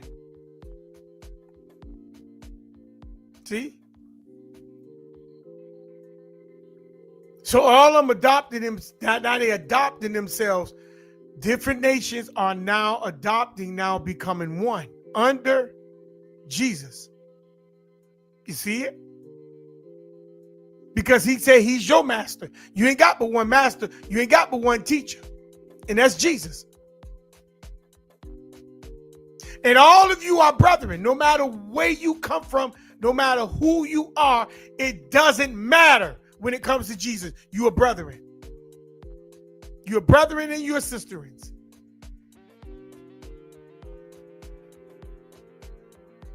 He just broke Deuteronomy 32:7, and he just broke Numbers 1:18. He also went against Nehemiah. When Nehemiah and them asked him for paperwork, he went against all that and just told his disciples, all of y'all in the crowd, all y'all are brothers and sisters. Oh, it's about to get better. Because he said, he's your master. And all of y'all are brethren. Y'all are family.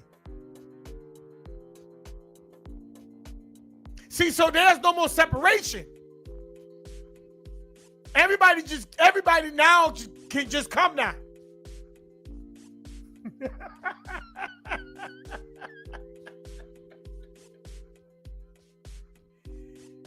Oh boy. He said he's your master, he's your teacher. He's your master. He's your teacher. That's what he said.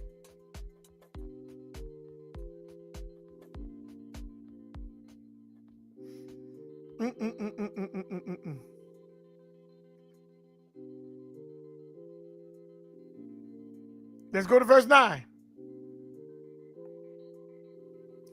And call no man your father upon the earth. Call no man your father upon the earth. For one is your father, which is in heaven. So he's telling you, call no man father upon this earth. So I just read Numbers 1:18. By the house of your fathers. So I guess we don't go by the house of our fathers no more, which is our ancestors. So if I have a son, my son should not call me father.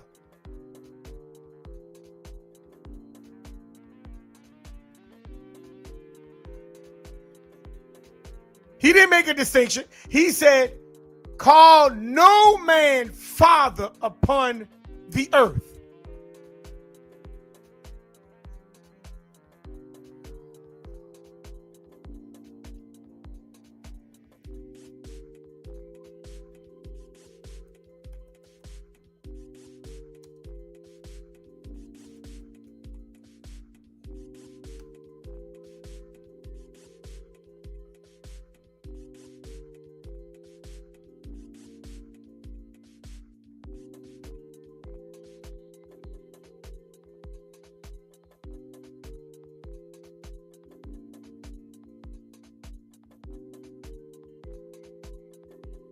Call no man father. But the word father is a man in relations to his child or children. He's the father. They don't say he's the dad. He's the father. Because it shows a relationship.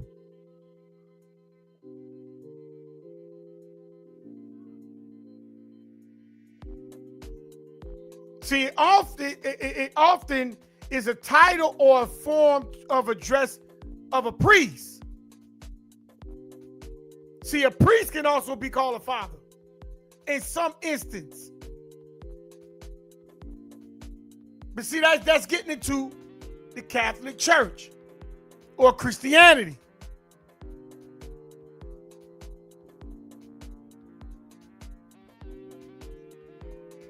So he's telling you, do not call anybody father upon the earth. No man. No man should have that title, father, which could be a priest. So now you're telling me that I can't call. He said no, because there's only one father, that's the creator. That's what he said. That's what he said.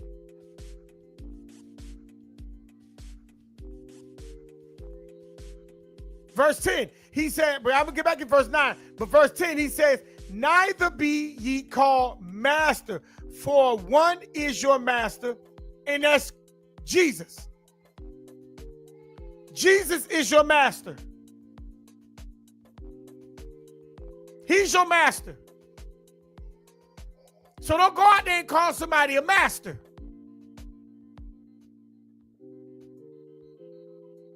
A master is to be considered a master in a field, means you have achieved an exceptional high level of skills and knowledge in that area, meaning that they achieve the very top. That's a master. Demonstrating a deep understanding, refined technique, and the ability to perform at a level significantly above most others. Meaning, this person who's a master the average person cannot even touch that. They cannot even touch that. And Jesus he told his disciples in the crowd, he was that person. He's your master. And he says you are recognized as an expert who can teach and guide others in that domain. So Jesus is telling his disciples and the people, he is that master that's going to teach you and guide you in the areas that you're supposed to be. I told y'all it was about him. It was about him all the time.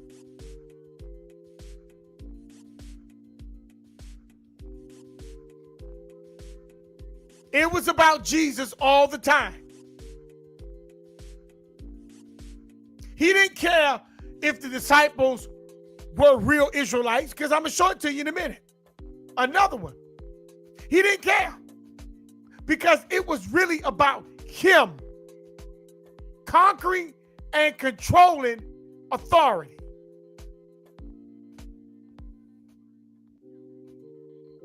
Let me say it again. He did not care if this was the actual bloodline of Israel, because it was about conquering and controlling.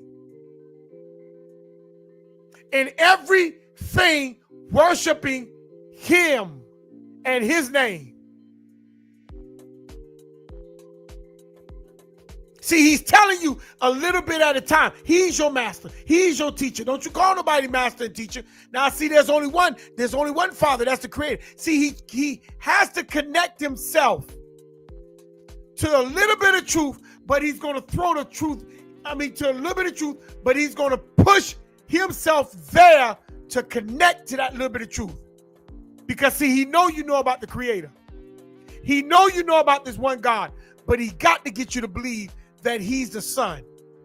He got to get you to believe that. See, when you die, he lives. But the moment you wake up, he dies.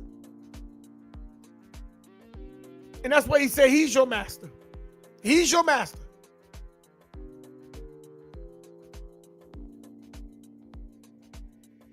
Let's keep going. Verse 11. But he that is greatest among you shall be the servant, shall be your servant. The one that's greater is going to be the servant. And whosoever shall exalt himself shall be abased, and he that shall humble himself shall be exalted. That sounds pretty good, don't it? That sounds pretty good, don't it?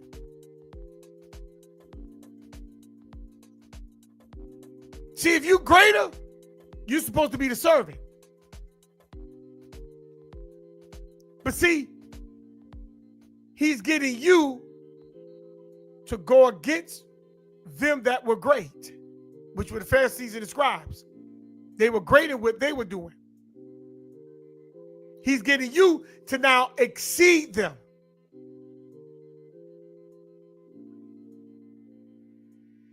You see?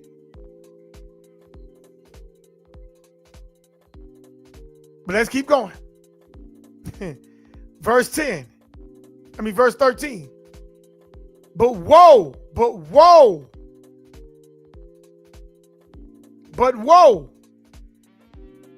unto you, scribes and Pharisees, hypocrites. See, he's talking to the people and his disciples. He's not talking to the scribes and the Pharisees. He's talking about them, not to them.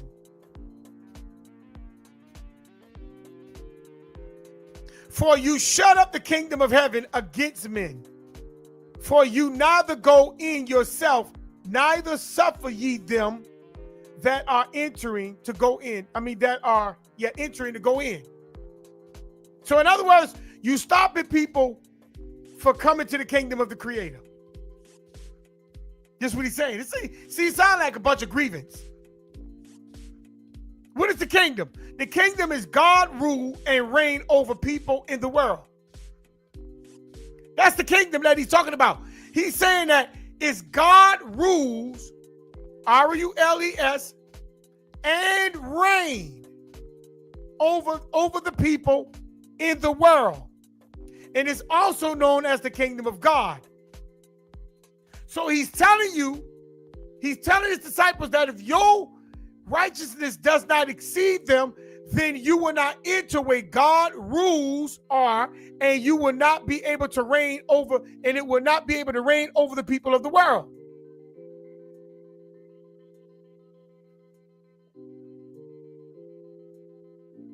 So if you don't keep the law, if you keeping the law does not exceed past authority,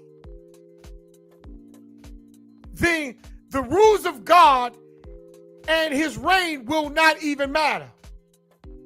This is what he's telling them. This is what he's telling them. But let's keep going. Because now watch this.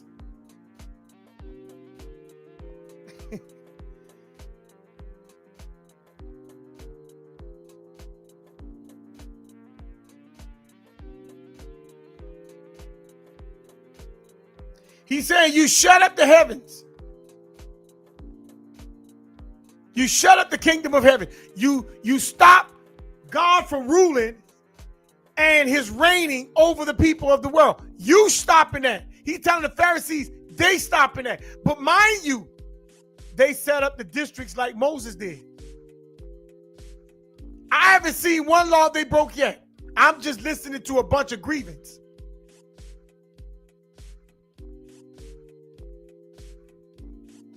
But watch this. Verse 14.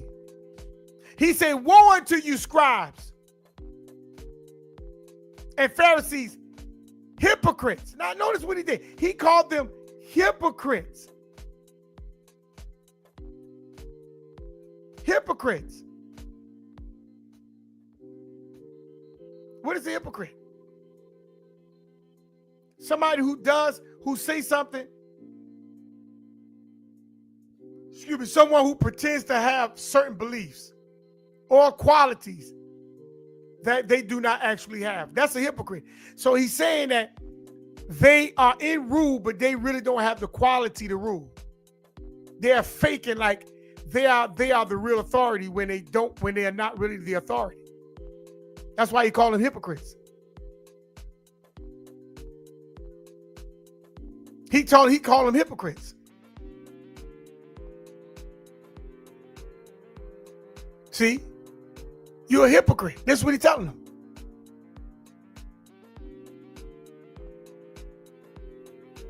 He said, because you stopping the rule of God from ruling this earth. This is what he's telling them. Then he say, woe unto the Pharisees and the scribes, hypocrites, for you devour widows' houses. He said, you devour widow houses. And for the what? And for a pretense make long prayers. How do they devour widow houses? How do they do it? How do they devour it? Devour means to what? Go after you. You tearing it down. How did he? Notice what he's giving charges, but he's not giving examples. How did they devour the widow houses? What did they do?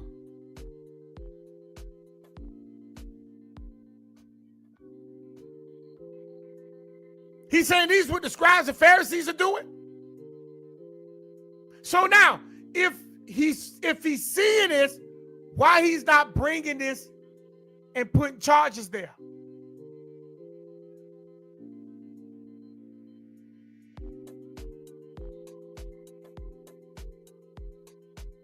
He said they devour widow houses.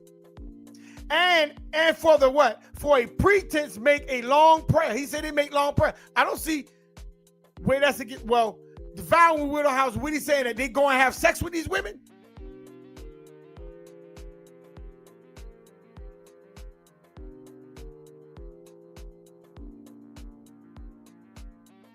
They widows.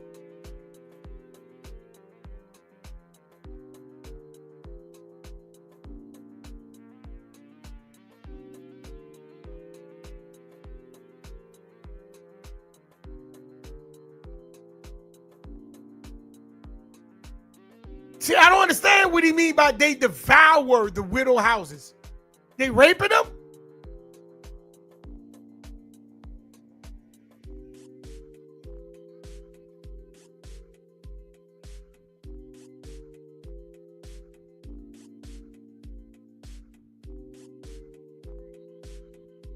And for the pretense, they make long prayers. Okay? They make a long prayer. You don't have to sit there for the long prayer. And he say they devour the widow house. How do you know that the widows ain't coming to devour the elders?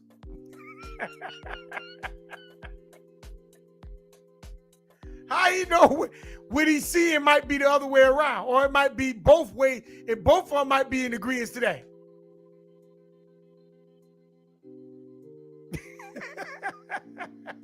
These sound like grievances to me. Therefore, you shall what? Receive the greatest damnation. He said they gonna pay for all the long prayers that they making, devouring the widow houses that he think he see. He said they're gonna pay for all that.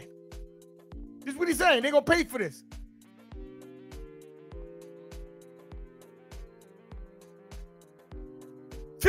Woe unto the scribes and Pharisees, hypocrites, for you compass sea and land to make one proselyte.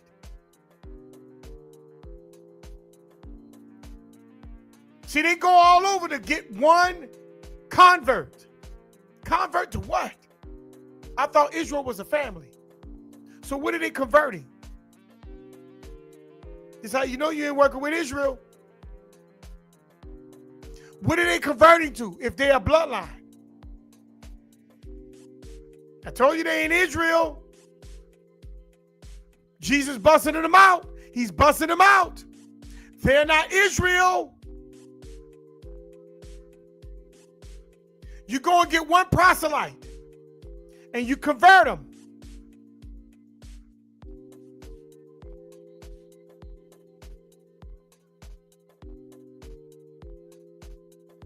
A proselyte is a converter. That's a new convert, especially to a religion. They're showing you that they were not Israelites. They going out to recruit people for a religion.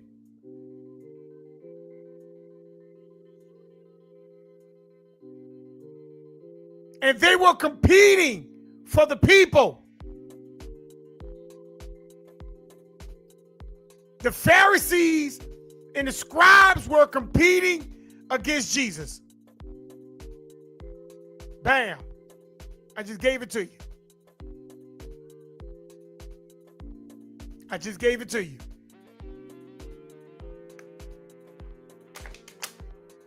They were in competition with each other. It's now who got the power.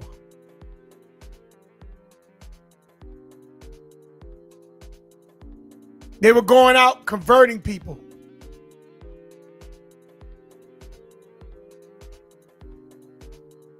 It wasn't never about the bloodline in the New Testament. See, they tell you it were. How can it be about the bloodline when both the northern kingdom land and the southern kingdom land was being occupied by foreigners? That's why Jesus sat there and told his disciples and the people that all you are brethren. Y'all the same people. How? Because it wasn't about Torah, it was about a new religion coming in. And it was competing for the people.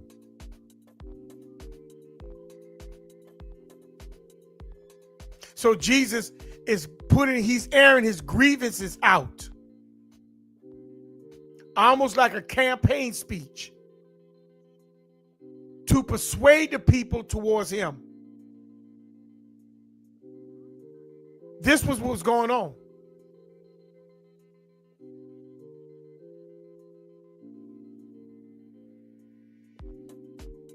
Because the Pharisees and the scribes had it set up like Moses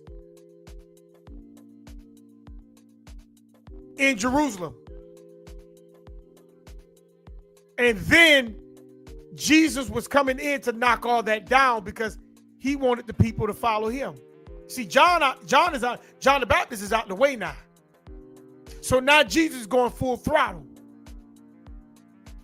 with him and his disciples and the people that support him against the people that supported the Pharisees and the Sadducees. So you got two competing forces going at each other's throats.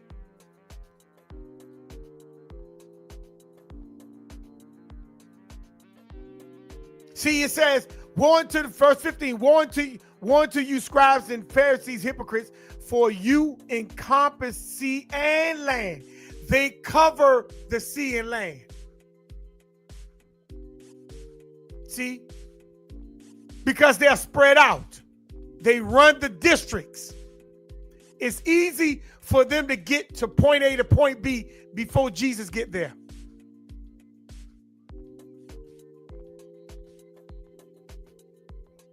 To make one proselyte and when he is made, you made one convert, and when you get finished teaching this person, molding this person, educating this person, you make him twofold more the child of hell than yourselves. You know what he mean by that? Those people that they are going to convert, these people stand on the law and be more even egregious than them. Because you know why? Because you're bringing foreigners in to now rule over another people who probably don't even like each other. So they don't mind killing. They don't mind jailing you. This is what he's saying. This is what he's telling them. All these are grievance to persuade the people on his side. That's why he said, I didn't come to change or to make new. Because he's trying to persuade the people. So the only way he can persuade them is now tell them and teach them against authority that's already in power to rule. Because see, he's trying to bring his kingdom there. Let's get into it. He's trying to get his kingdom there, but the only way he can get his kingdom and his teachings is by going against authority that's already set up.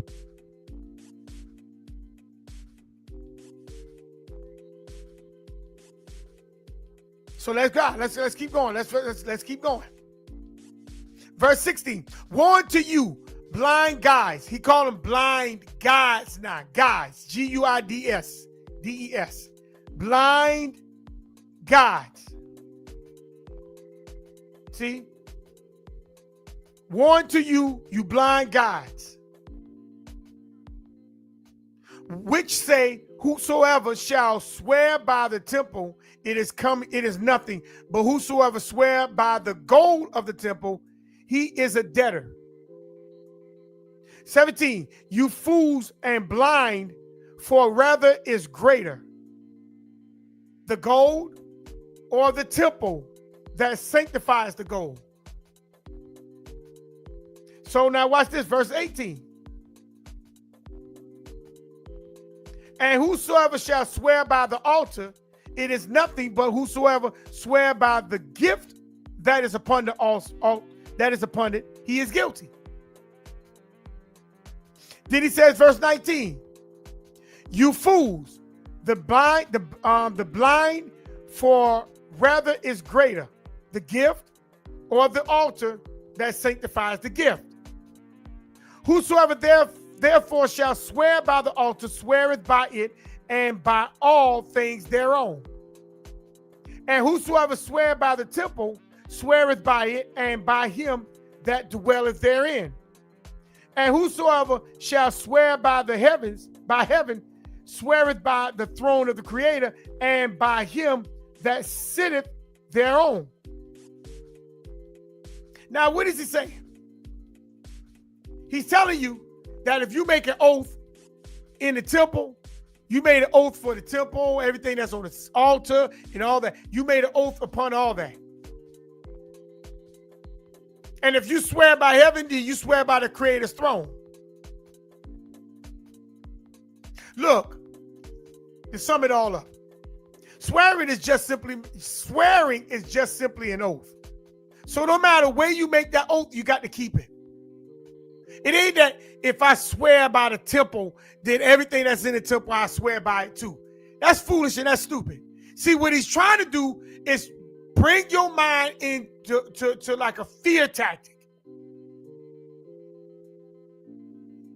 So Deuteronomy 23, let's go to Deuteronomy 23 and 21. Let's go to Deuteronomy 23, 21.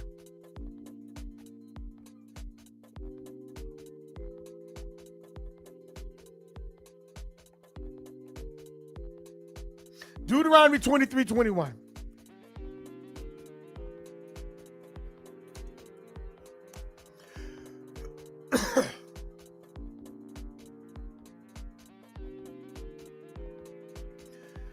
When thou shalt vow a vow unto the Creator thy power, thou shalt not slack to pay it, for the Creator your power will surely require it of thee, and it will be sin in thee. It don't matter which way you make a vow. What matters is what you said, are you willing to keep it? That's all that matters. No, it don't matter where you say it, when you say it. But what matters is, are you keeping what you said? I swear by the heavens. I swear by the heavens. No. Swearing by the heavens don't mean nothing. What you said, what vow you made, that's what matters. Because what you said, if you're not keeping it, you're sinning. Like people say, I swear on my mama's grave. Ain't got your mama's grave ain't got nothing to do with what you about to say out your mouth by what you swearing towards. Your mama grave just trying to make it look like you serious. No, what serious is what you made a commitment to. Are you willing to keep it? That's the serious point. Not your mama's grave. I swear before God. God ain't got nothing to do with your swearing. It's what you about to say, what oath you about to make from your mouth. God, you can move God's throne out the way. It's the oath that you about to make. Are you going to keep it, or are you just saying that to make yourself sound like you're serious? Ecclesiastes 5:5.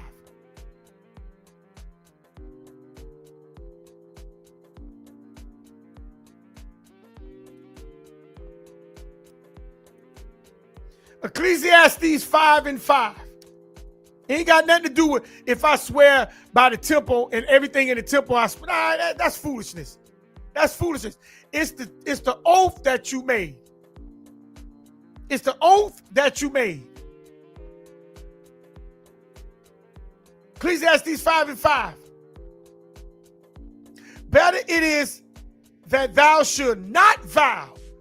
See, it ain't got nothing to do with no, I swear before God, or I swear on my mama's grave. That ain't got nothing to do with it.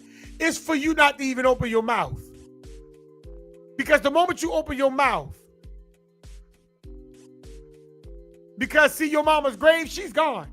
So it ain't got nothing to do with that. I swear before God. God, you can't even get to the Creator. So that don't even matter. See, we try to attach a vow that we make to something that's impossible to connect it to. But one thing that vow is connected to is you, because you made it. So it says, better it is that thou should not vow than that thou should vow and not pay. So if whatever vow you made, I be to work in the morning at 6 o'clock, you just vowed. And then all of a sudden you 2 hours late. You just sinned. I call you back in 5 minutes and the person don't hear from you for a month. You just sinned. All the days you didn't call back is a sin.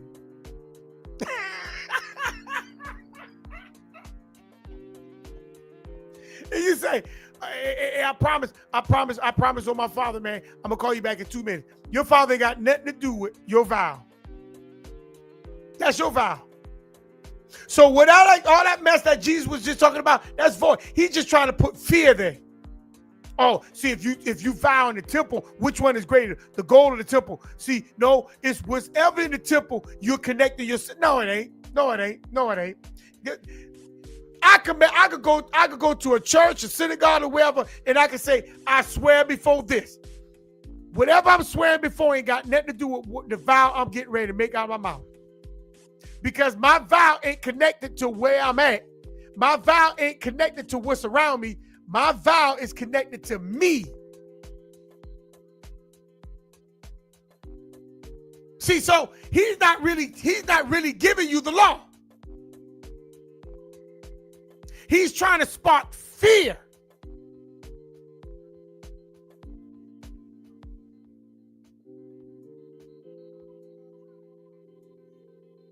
Deuteronomy 23:23.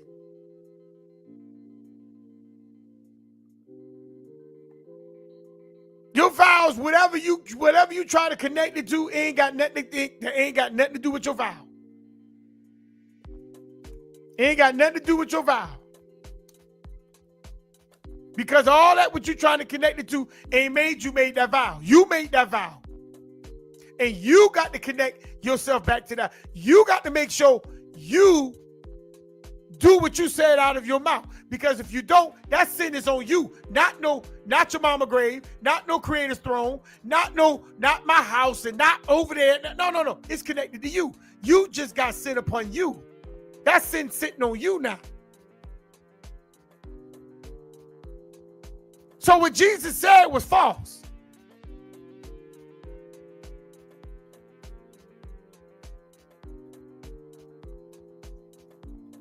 Deuteronomy 23:23. That which is gone out of your lips, thou shalt keep and perform it. Even the freewill offering, according to thou hast what? Vow unto the Creator your power, which thou hast what? Promised with your mouth. Ain't got nothing to do with what you connect, what you try to connect your vow to. It's your mouth. Your mouth, your vow belongs to you. You don't do it. It's your sin. That sin don't go to your mama grave. That sin don't go to the Creator's throne. That sin don't go to no one else, but it attaches itself to you. So Jesus just lied. Oh, you swearing with everything in the temple. That's a lie.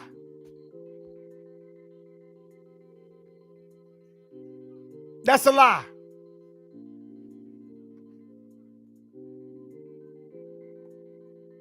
Your vow belongs strictly to you.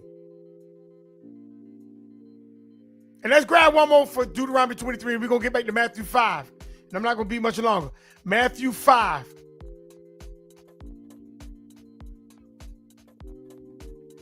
He said, woe unto you, scribes and Pharisees, hypocrites. You pay tithes of mint, anise, and cumin. That's a what? Fragrant. That's a plant. And that's a seed. And have what? Omitted the weightier matters of the law. Judgment. I thought they are strict on judgment. I thought that, let's pull it up. Let's pull it up.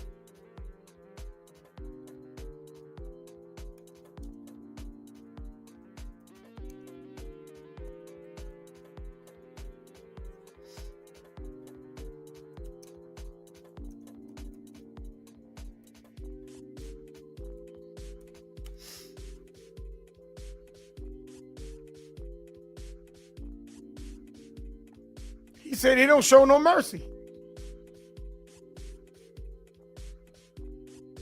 That's in fact, that's verse 23, Matthew 23, and because I just read it. Let's jump back up. That's verse 4. For they bind heavy burdens and grievous to be borne and lay them on men's shoulders, but they themselves will not move them with one of their fingers. So in other words, he's saying that they bring the plants. They bring the plants. They bring the plants. They bring the fragrance and they bring the seed. And have omitted the weightier matters of the law. The weightier matters. He said they omit the weightier matters. Judgment, mercy, and faith. He said they omit that. This is what he's telling his disciples, and this is what he's telling the crowd. And faith, these ought ye have done, and not to leave the others undone. So he said they bring the tithes and all that, which is the plant, the seed, and the fragrance. But he said, but somehow they leave out the judgment, the faith, and the mercy. Family. Jesus is just complaining because he's trying to get the people on his side. So let's go back to Matthew, the 5th chapter. And let's jump back down to verse 21. He's trying to get the people on his side.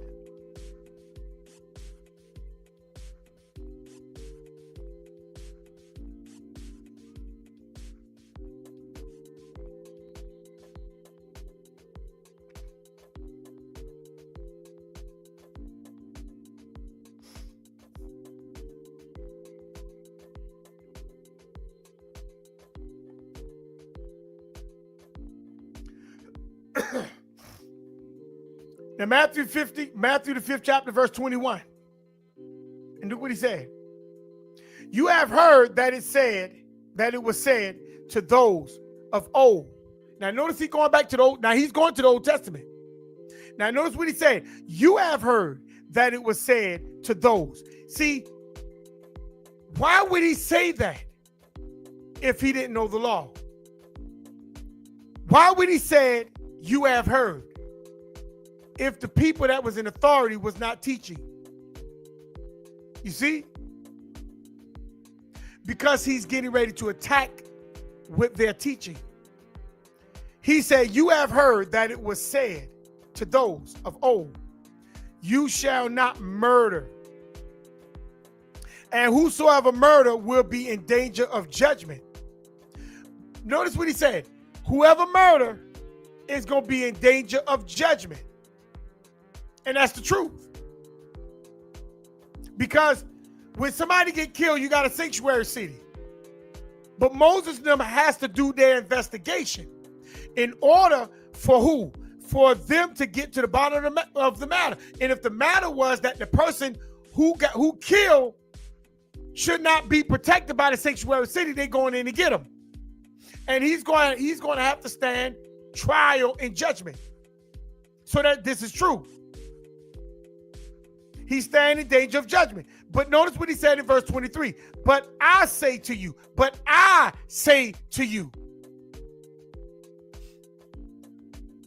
See, but I say to you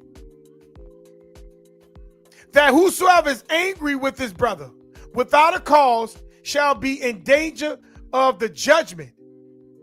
So he says, if you're angry with your brother, it's the same as murder. But notice what he said. He told his disciples that all of them and the crowd, that all of them are brethren. So let me ask you a question, family. Israel should not be mad at being occupied. So I don't supposed to be mad. He said without a cause. But what is the cause? So is being occupied a cause?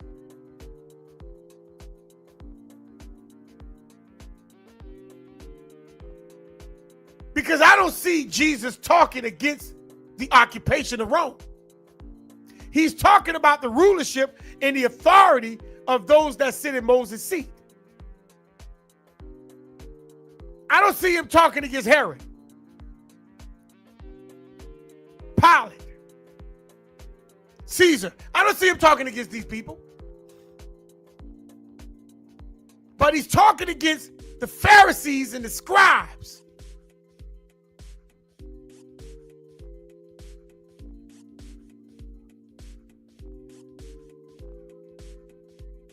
That's why he says, but I say, because you know why? He's thinking he's trying to tell the people, he's trying to get the people to think that he's creating his law. He's trying to make it look like that this is coming from him. But I say,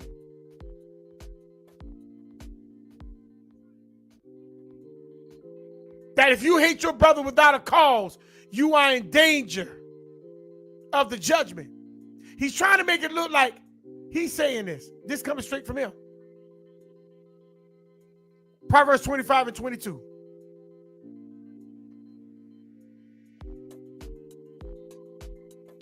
Proverbs 25 and 22.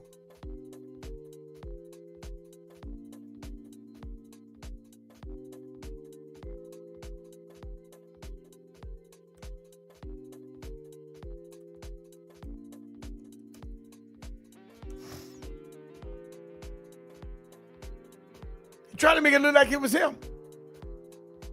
Verse 25, 22. For thou shalt heap coals of fire upon. Hold on. You got to do it right. Yeah, hold on. Proverbs 25 and 2, not 22. 2. Salakia, 25 and 2.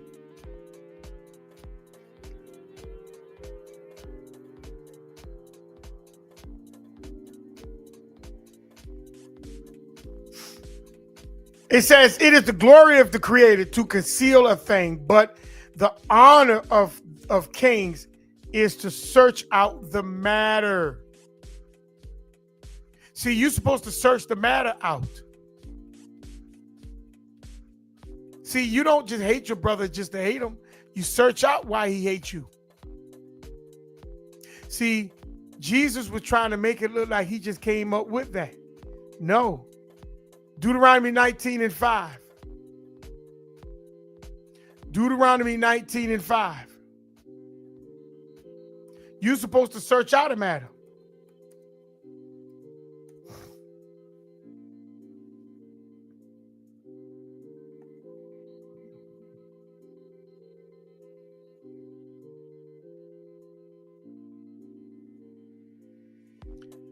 When a man goeth into the wood with his neighbor to hew wood, and his hand fetches a stroke with the axe to cut down the tree, and the head slippeth from the heave, and lighteneth upon his neighbor, that he die, he shall flee into one of those cities and live. See, because it was an accident.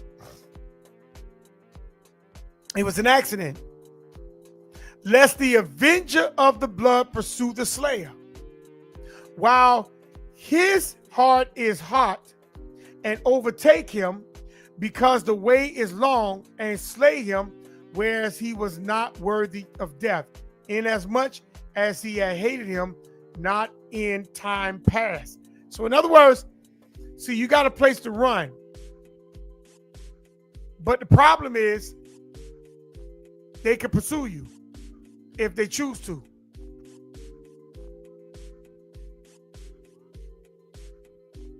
That's why if you read verse 4, it says, in this case of the slayer which shall flee thither, that he may live, whosoever killeth his neighbor ignorantly, whom he hateth not in time past. Because it was an accident. The head of the axe slipped off and hit his neighbor in the head and killed him. That was an accident. And when it found out that it was an accident, you let that neighbor be. But if it was not an accident, after it was an investigation, you go and get him and put him on trial. Jesus tried to make it look like he came up with this. No, he did not.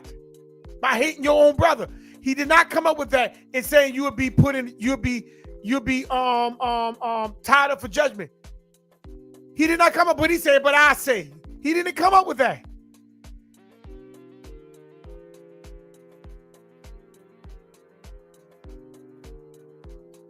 See, if a man kills somebody ignorantly, you cannot go and pursue that brother and kill that brother. You got to let that brother go. But whosoever it says, be angry of his brother without a cause shall be in danger of judgment. And whoever says to his brother, Raka. So he said, look, if you say Raka to your brother, that word Raka means fool, empty-headed, or worthless. But do not the Bible calls you a fool?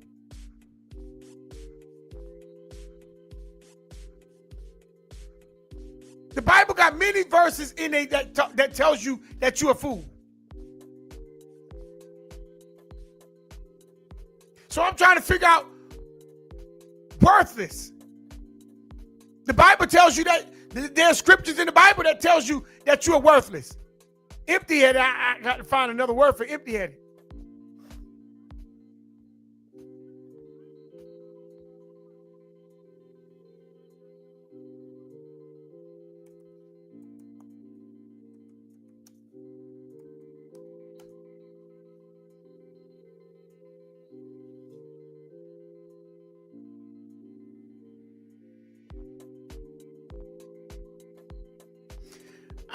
I'm gonna get you one in the New Testament, James 1:26. That's the book of James, the letter of James 1, the first chapter, verse 26. This is worthless. If a man among you seems to be religious and brideth not his tongue, but deceiveth his own heart, this man's religion is worthless or vain. It's worthless. So I guess the book of James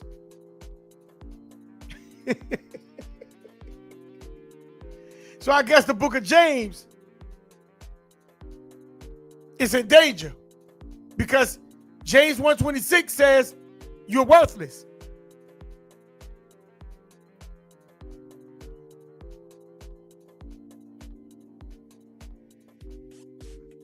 Shall be in danger of the council, but whoever says you fool shall be in danger of hellfire. It's the same thing as Raka. But he's saying that you specifically saying that to a person.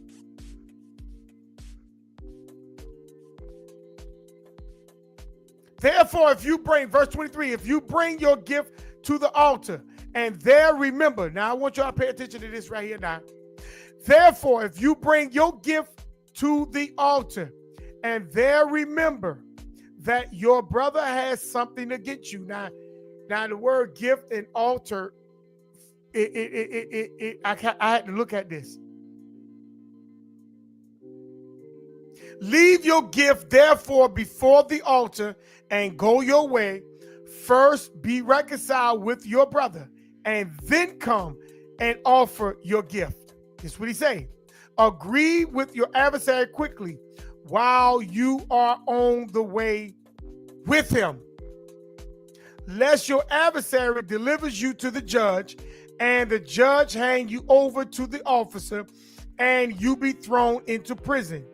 Or surely I say to you, you will by no means get out of there till you have paid the last penny. Now, what was he talking about? Let me show you what he was talking about. You on debt.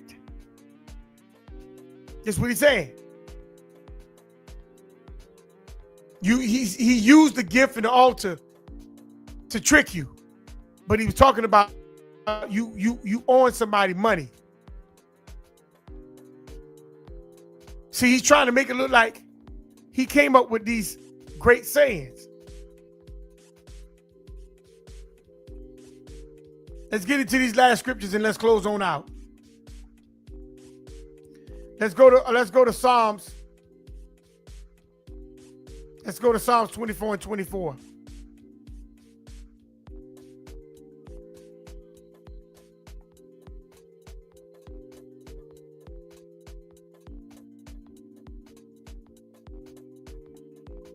Let's go to Psalms 24 and 24.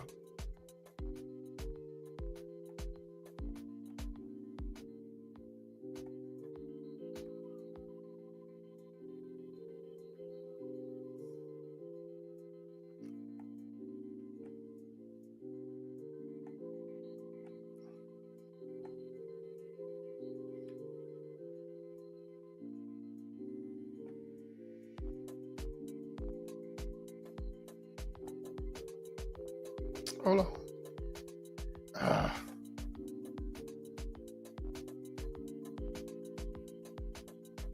Psalms 24 and 4. My bad. It's a lock here. Psalms 24 and 4. He that has clean hands and a pure heart, who has not lifted up his soul unto vanity, nor sworn deceitfully, he shall receive the blessing of the Creator, from the Creator, and righteousness from the Creator of his salvation. So in other words, if you ain't got no deceit in your heart and you did everything right, this is how you get your blessings. Okay? I'm laying that right there because Jesus said that, he's talking about debt. That means you have to have a clean hand. You have to pay the people. You can't have something laying over your head that you owe the people. See? So let's go to Psalms 37, 21, and then we're going to jump down to 27 and 28. Psalms 37. Psalms 37, 21. See, you can't owe people. You can't owe people. This is what he's talking about. But he act like he came up with these sayings. Psalms 37, 21. Psalms 37, 21. He made it sound like he came up with this stuff. He did not. Psalms 37:21. And it says, the wicked borroweth and pay not again. See, the wicked borroweth and pay not again. See, this was already there, but see, he's trying to make it look like it was him. The wicked borroweth and pay not again, but the righteous showeth mercy and giveth. See, the righteous gives. See, he didn't come up with these sayings, but he trying to make it look like, but I say. No, it was already there. It was already there. Let's go to another one. Proverbs 3:28. Proverbs 3:28.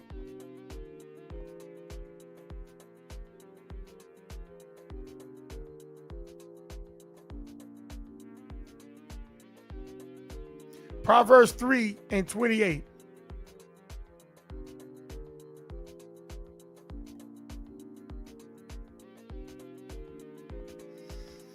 Say not unto thy neighbor, go and come again, and tomorrow I will give when thou hast it by thee. So in other words, you don't send your neighbor away when you already have it.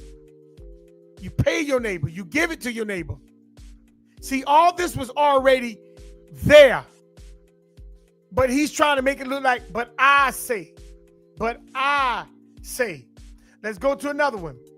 Let's go to Leviticus 19:13.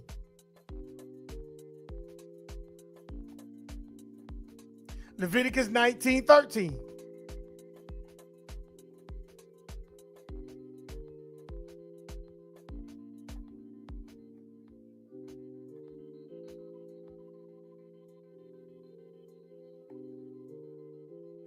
He says, thou shalt not defraud your neighbor. This is a law. Thou shalt not defraud your neighbor, neither rob him. The wages of him that is hired shall not abide with thee all night until the morning. If your neighbor did the work, pay him. Don't wait till the next day. You're supposed to pay him right then and there. When he finished the work. See, it ain't about bringing your gift to the altar and then you realize, oh, I didn't pay my neighbor. And now your neighbor got you in court. No, pay your neighbor. See, Jesus didn't come up with this. This is a law. Pay your neighbor. Proverbs 22:26 and 27. Proverbs 22:26 and 27. See, he got to make himself look like he's coming up with this stuff when this stuff was already law.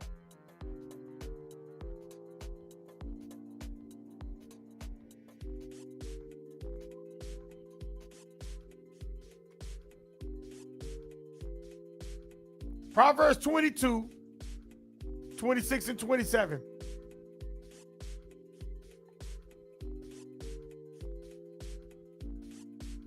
And it says, be not thou one of them that strike hands, or of them that are sureties for debt. If thou hast nothing to pay, why should he take away thy bed from under thee? See, if you ain't got, you got to make sure you stay in the clear. You have to make sure you stay in the clear. But see, Jesus trying to make it look like he came up with these sayings. Nah, Proverbs 6:25. He didn't come up with these sayings. But I say, that's why he said you heard of old from the times of old.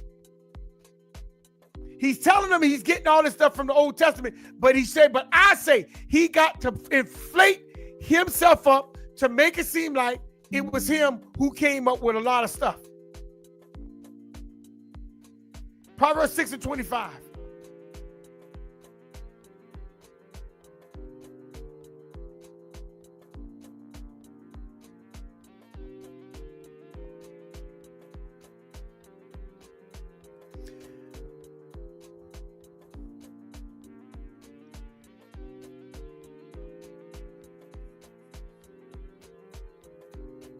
Let's go back to Matthew And we're gonna close out on this one. Matthew 5:27. You have heard that it said of old. See, he's going to always go back to the Old Testament. He's reminding you of the Old Testament. He's reminding you of Torah.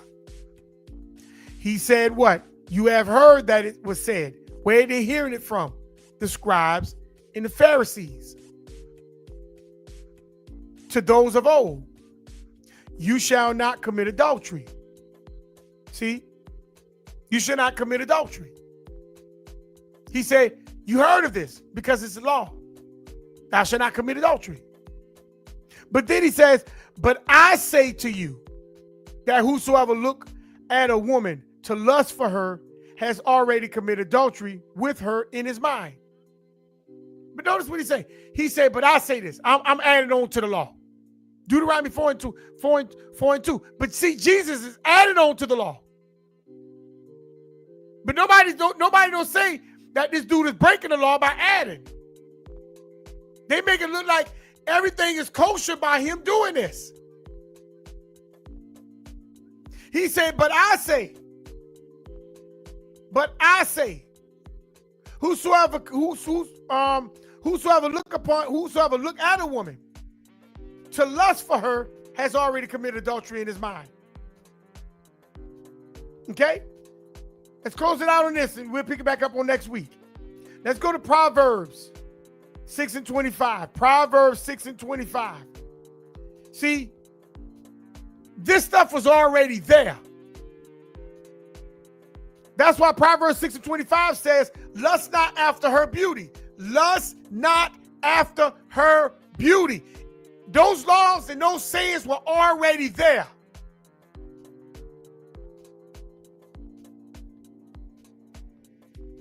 In your mind. Your mind is your heart. Neither let her take thee with her eyelids. So it was already written. But he's trying to make it look like he's coming up with this stuff. This dude is a trip. Proverbs 7:25.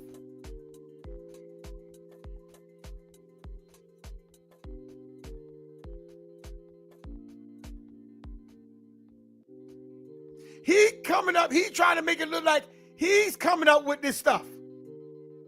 Proverbs 7:25. Let not thy heart decline to her ways. Go not astray in her path. You see?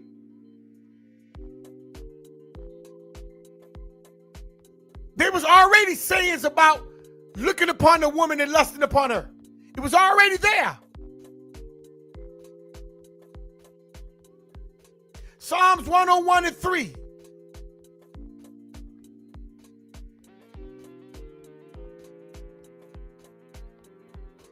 Psalms 101:3.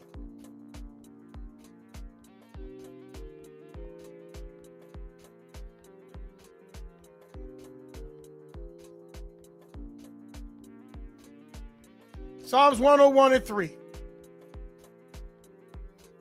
I will set no wicked thing before my eyes. You see? Because if you're looking upon a woman and you start to go out and start to think about her, that's wicked. That's wicked. So David says what? I will set no wicked thing before my eyes. I hate the work of them that turn aside, it shall not cleave to me. He's not going to allow things that is wicked to cleave to him. He's not going to be looking upon that stuff that's wicked. But Jesus tried to make it look like it was him. He's coming up with this stuff. And he's not.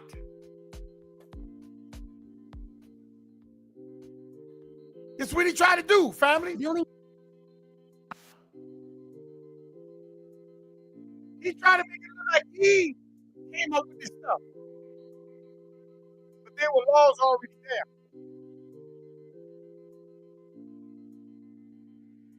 law's already there.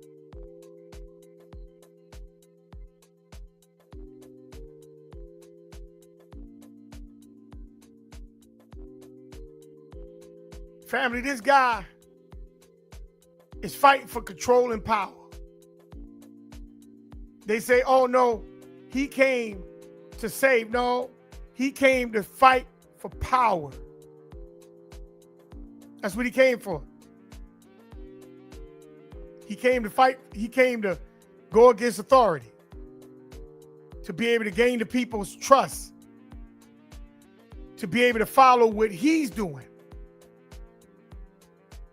That's what he's doing, family. He made it look like he came up with this stuff, and he didn't. This stuff was already in the law. That's why he said, "You heard of you heard of this of old." And then when he'll quote it, then he'll come back and say, "But I say." See, he got to sway the people. He got to keep swaying the people to him, because this is what it's about. It's about him ruling. That's what it's about, family. That's what it's about.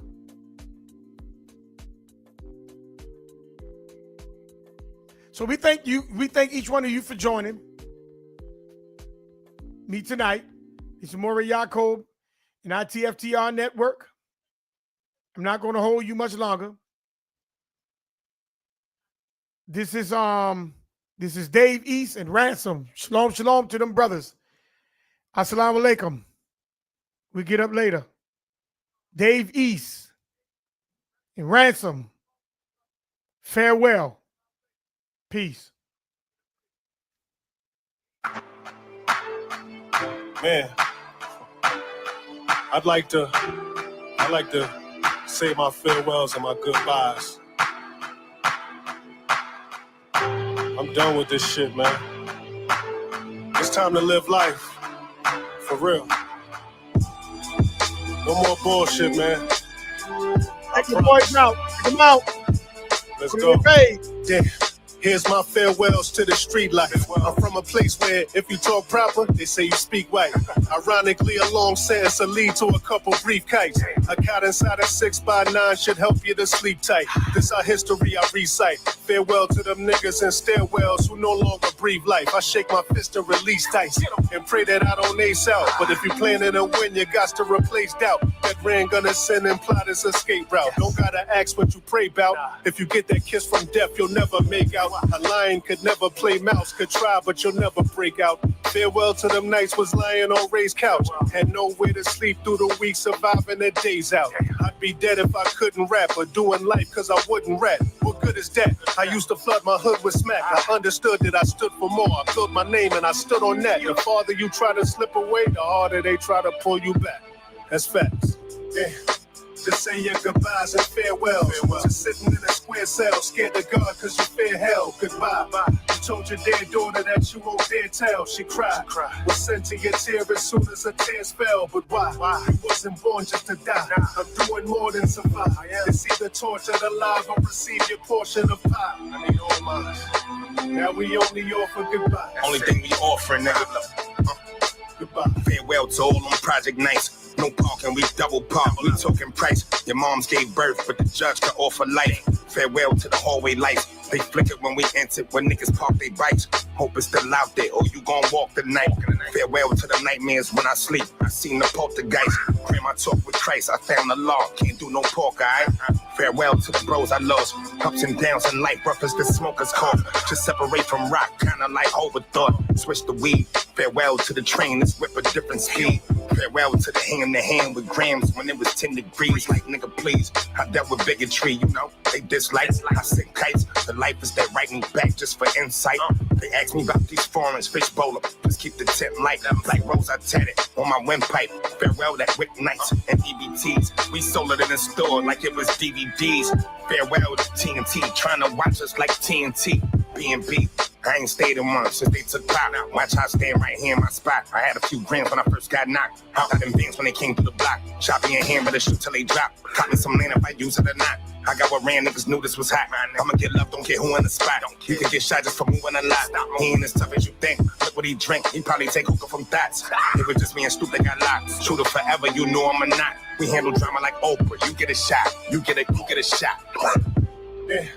Just say your goodbyes and farewells. To sitting in a square cell, scared to God cause you fear hell. Goodbye. You told your dead daughter that you won't dare tell. She cried. Second-class citizen.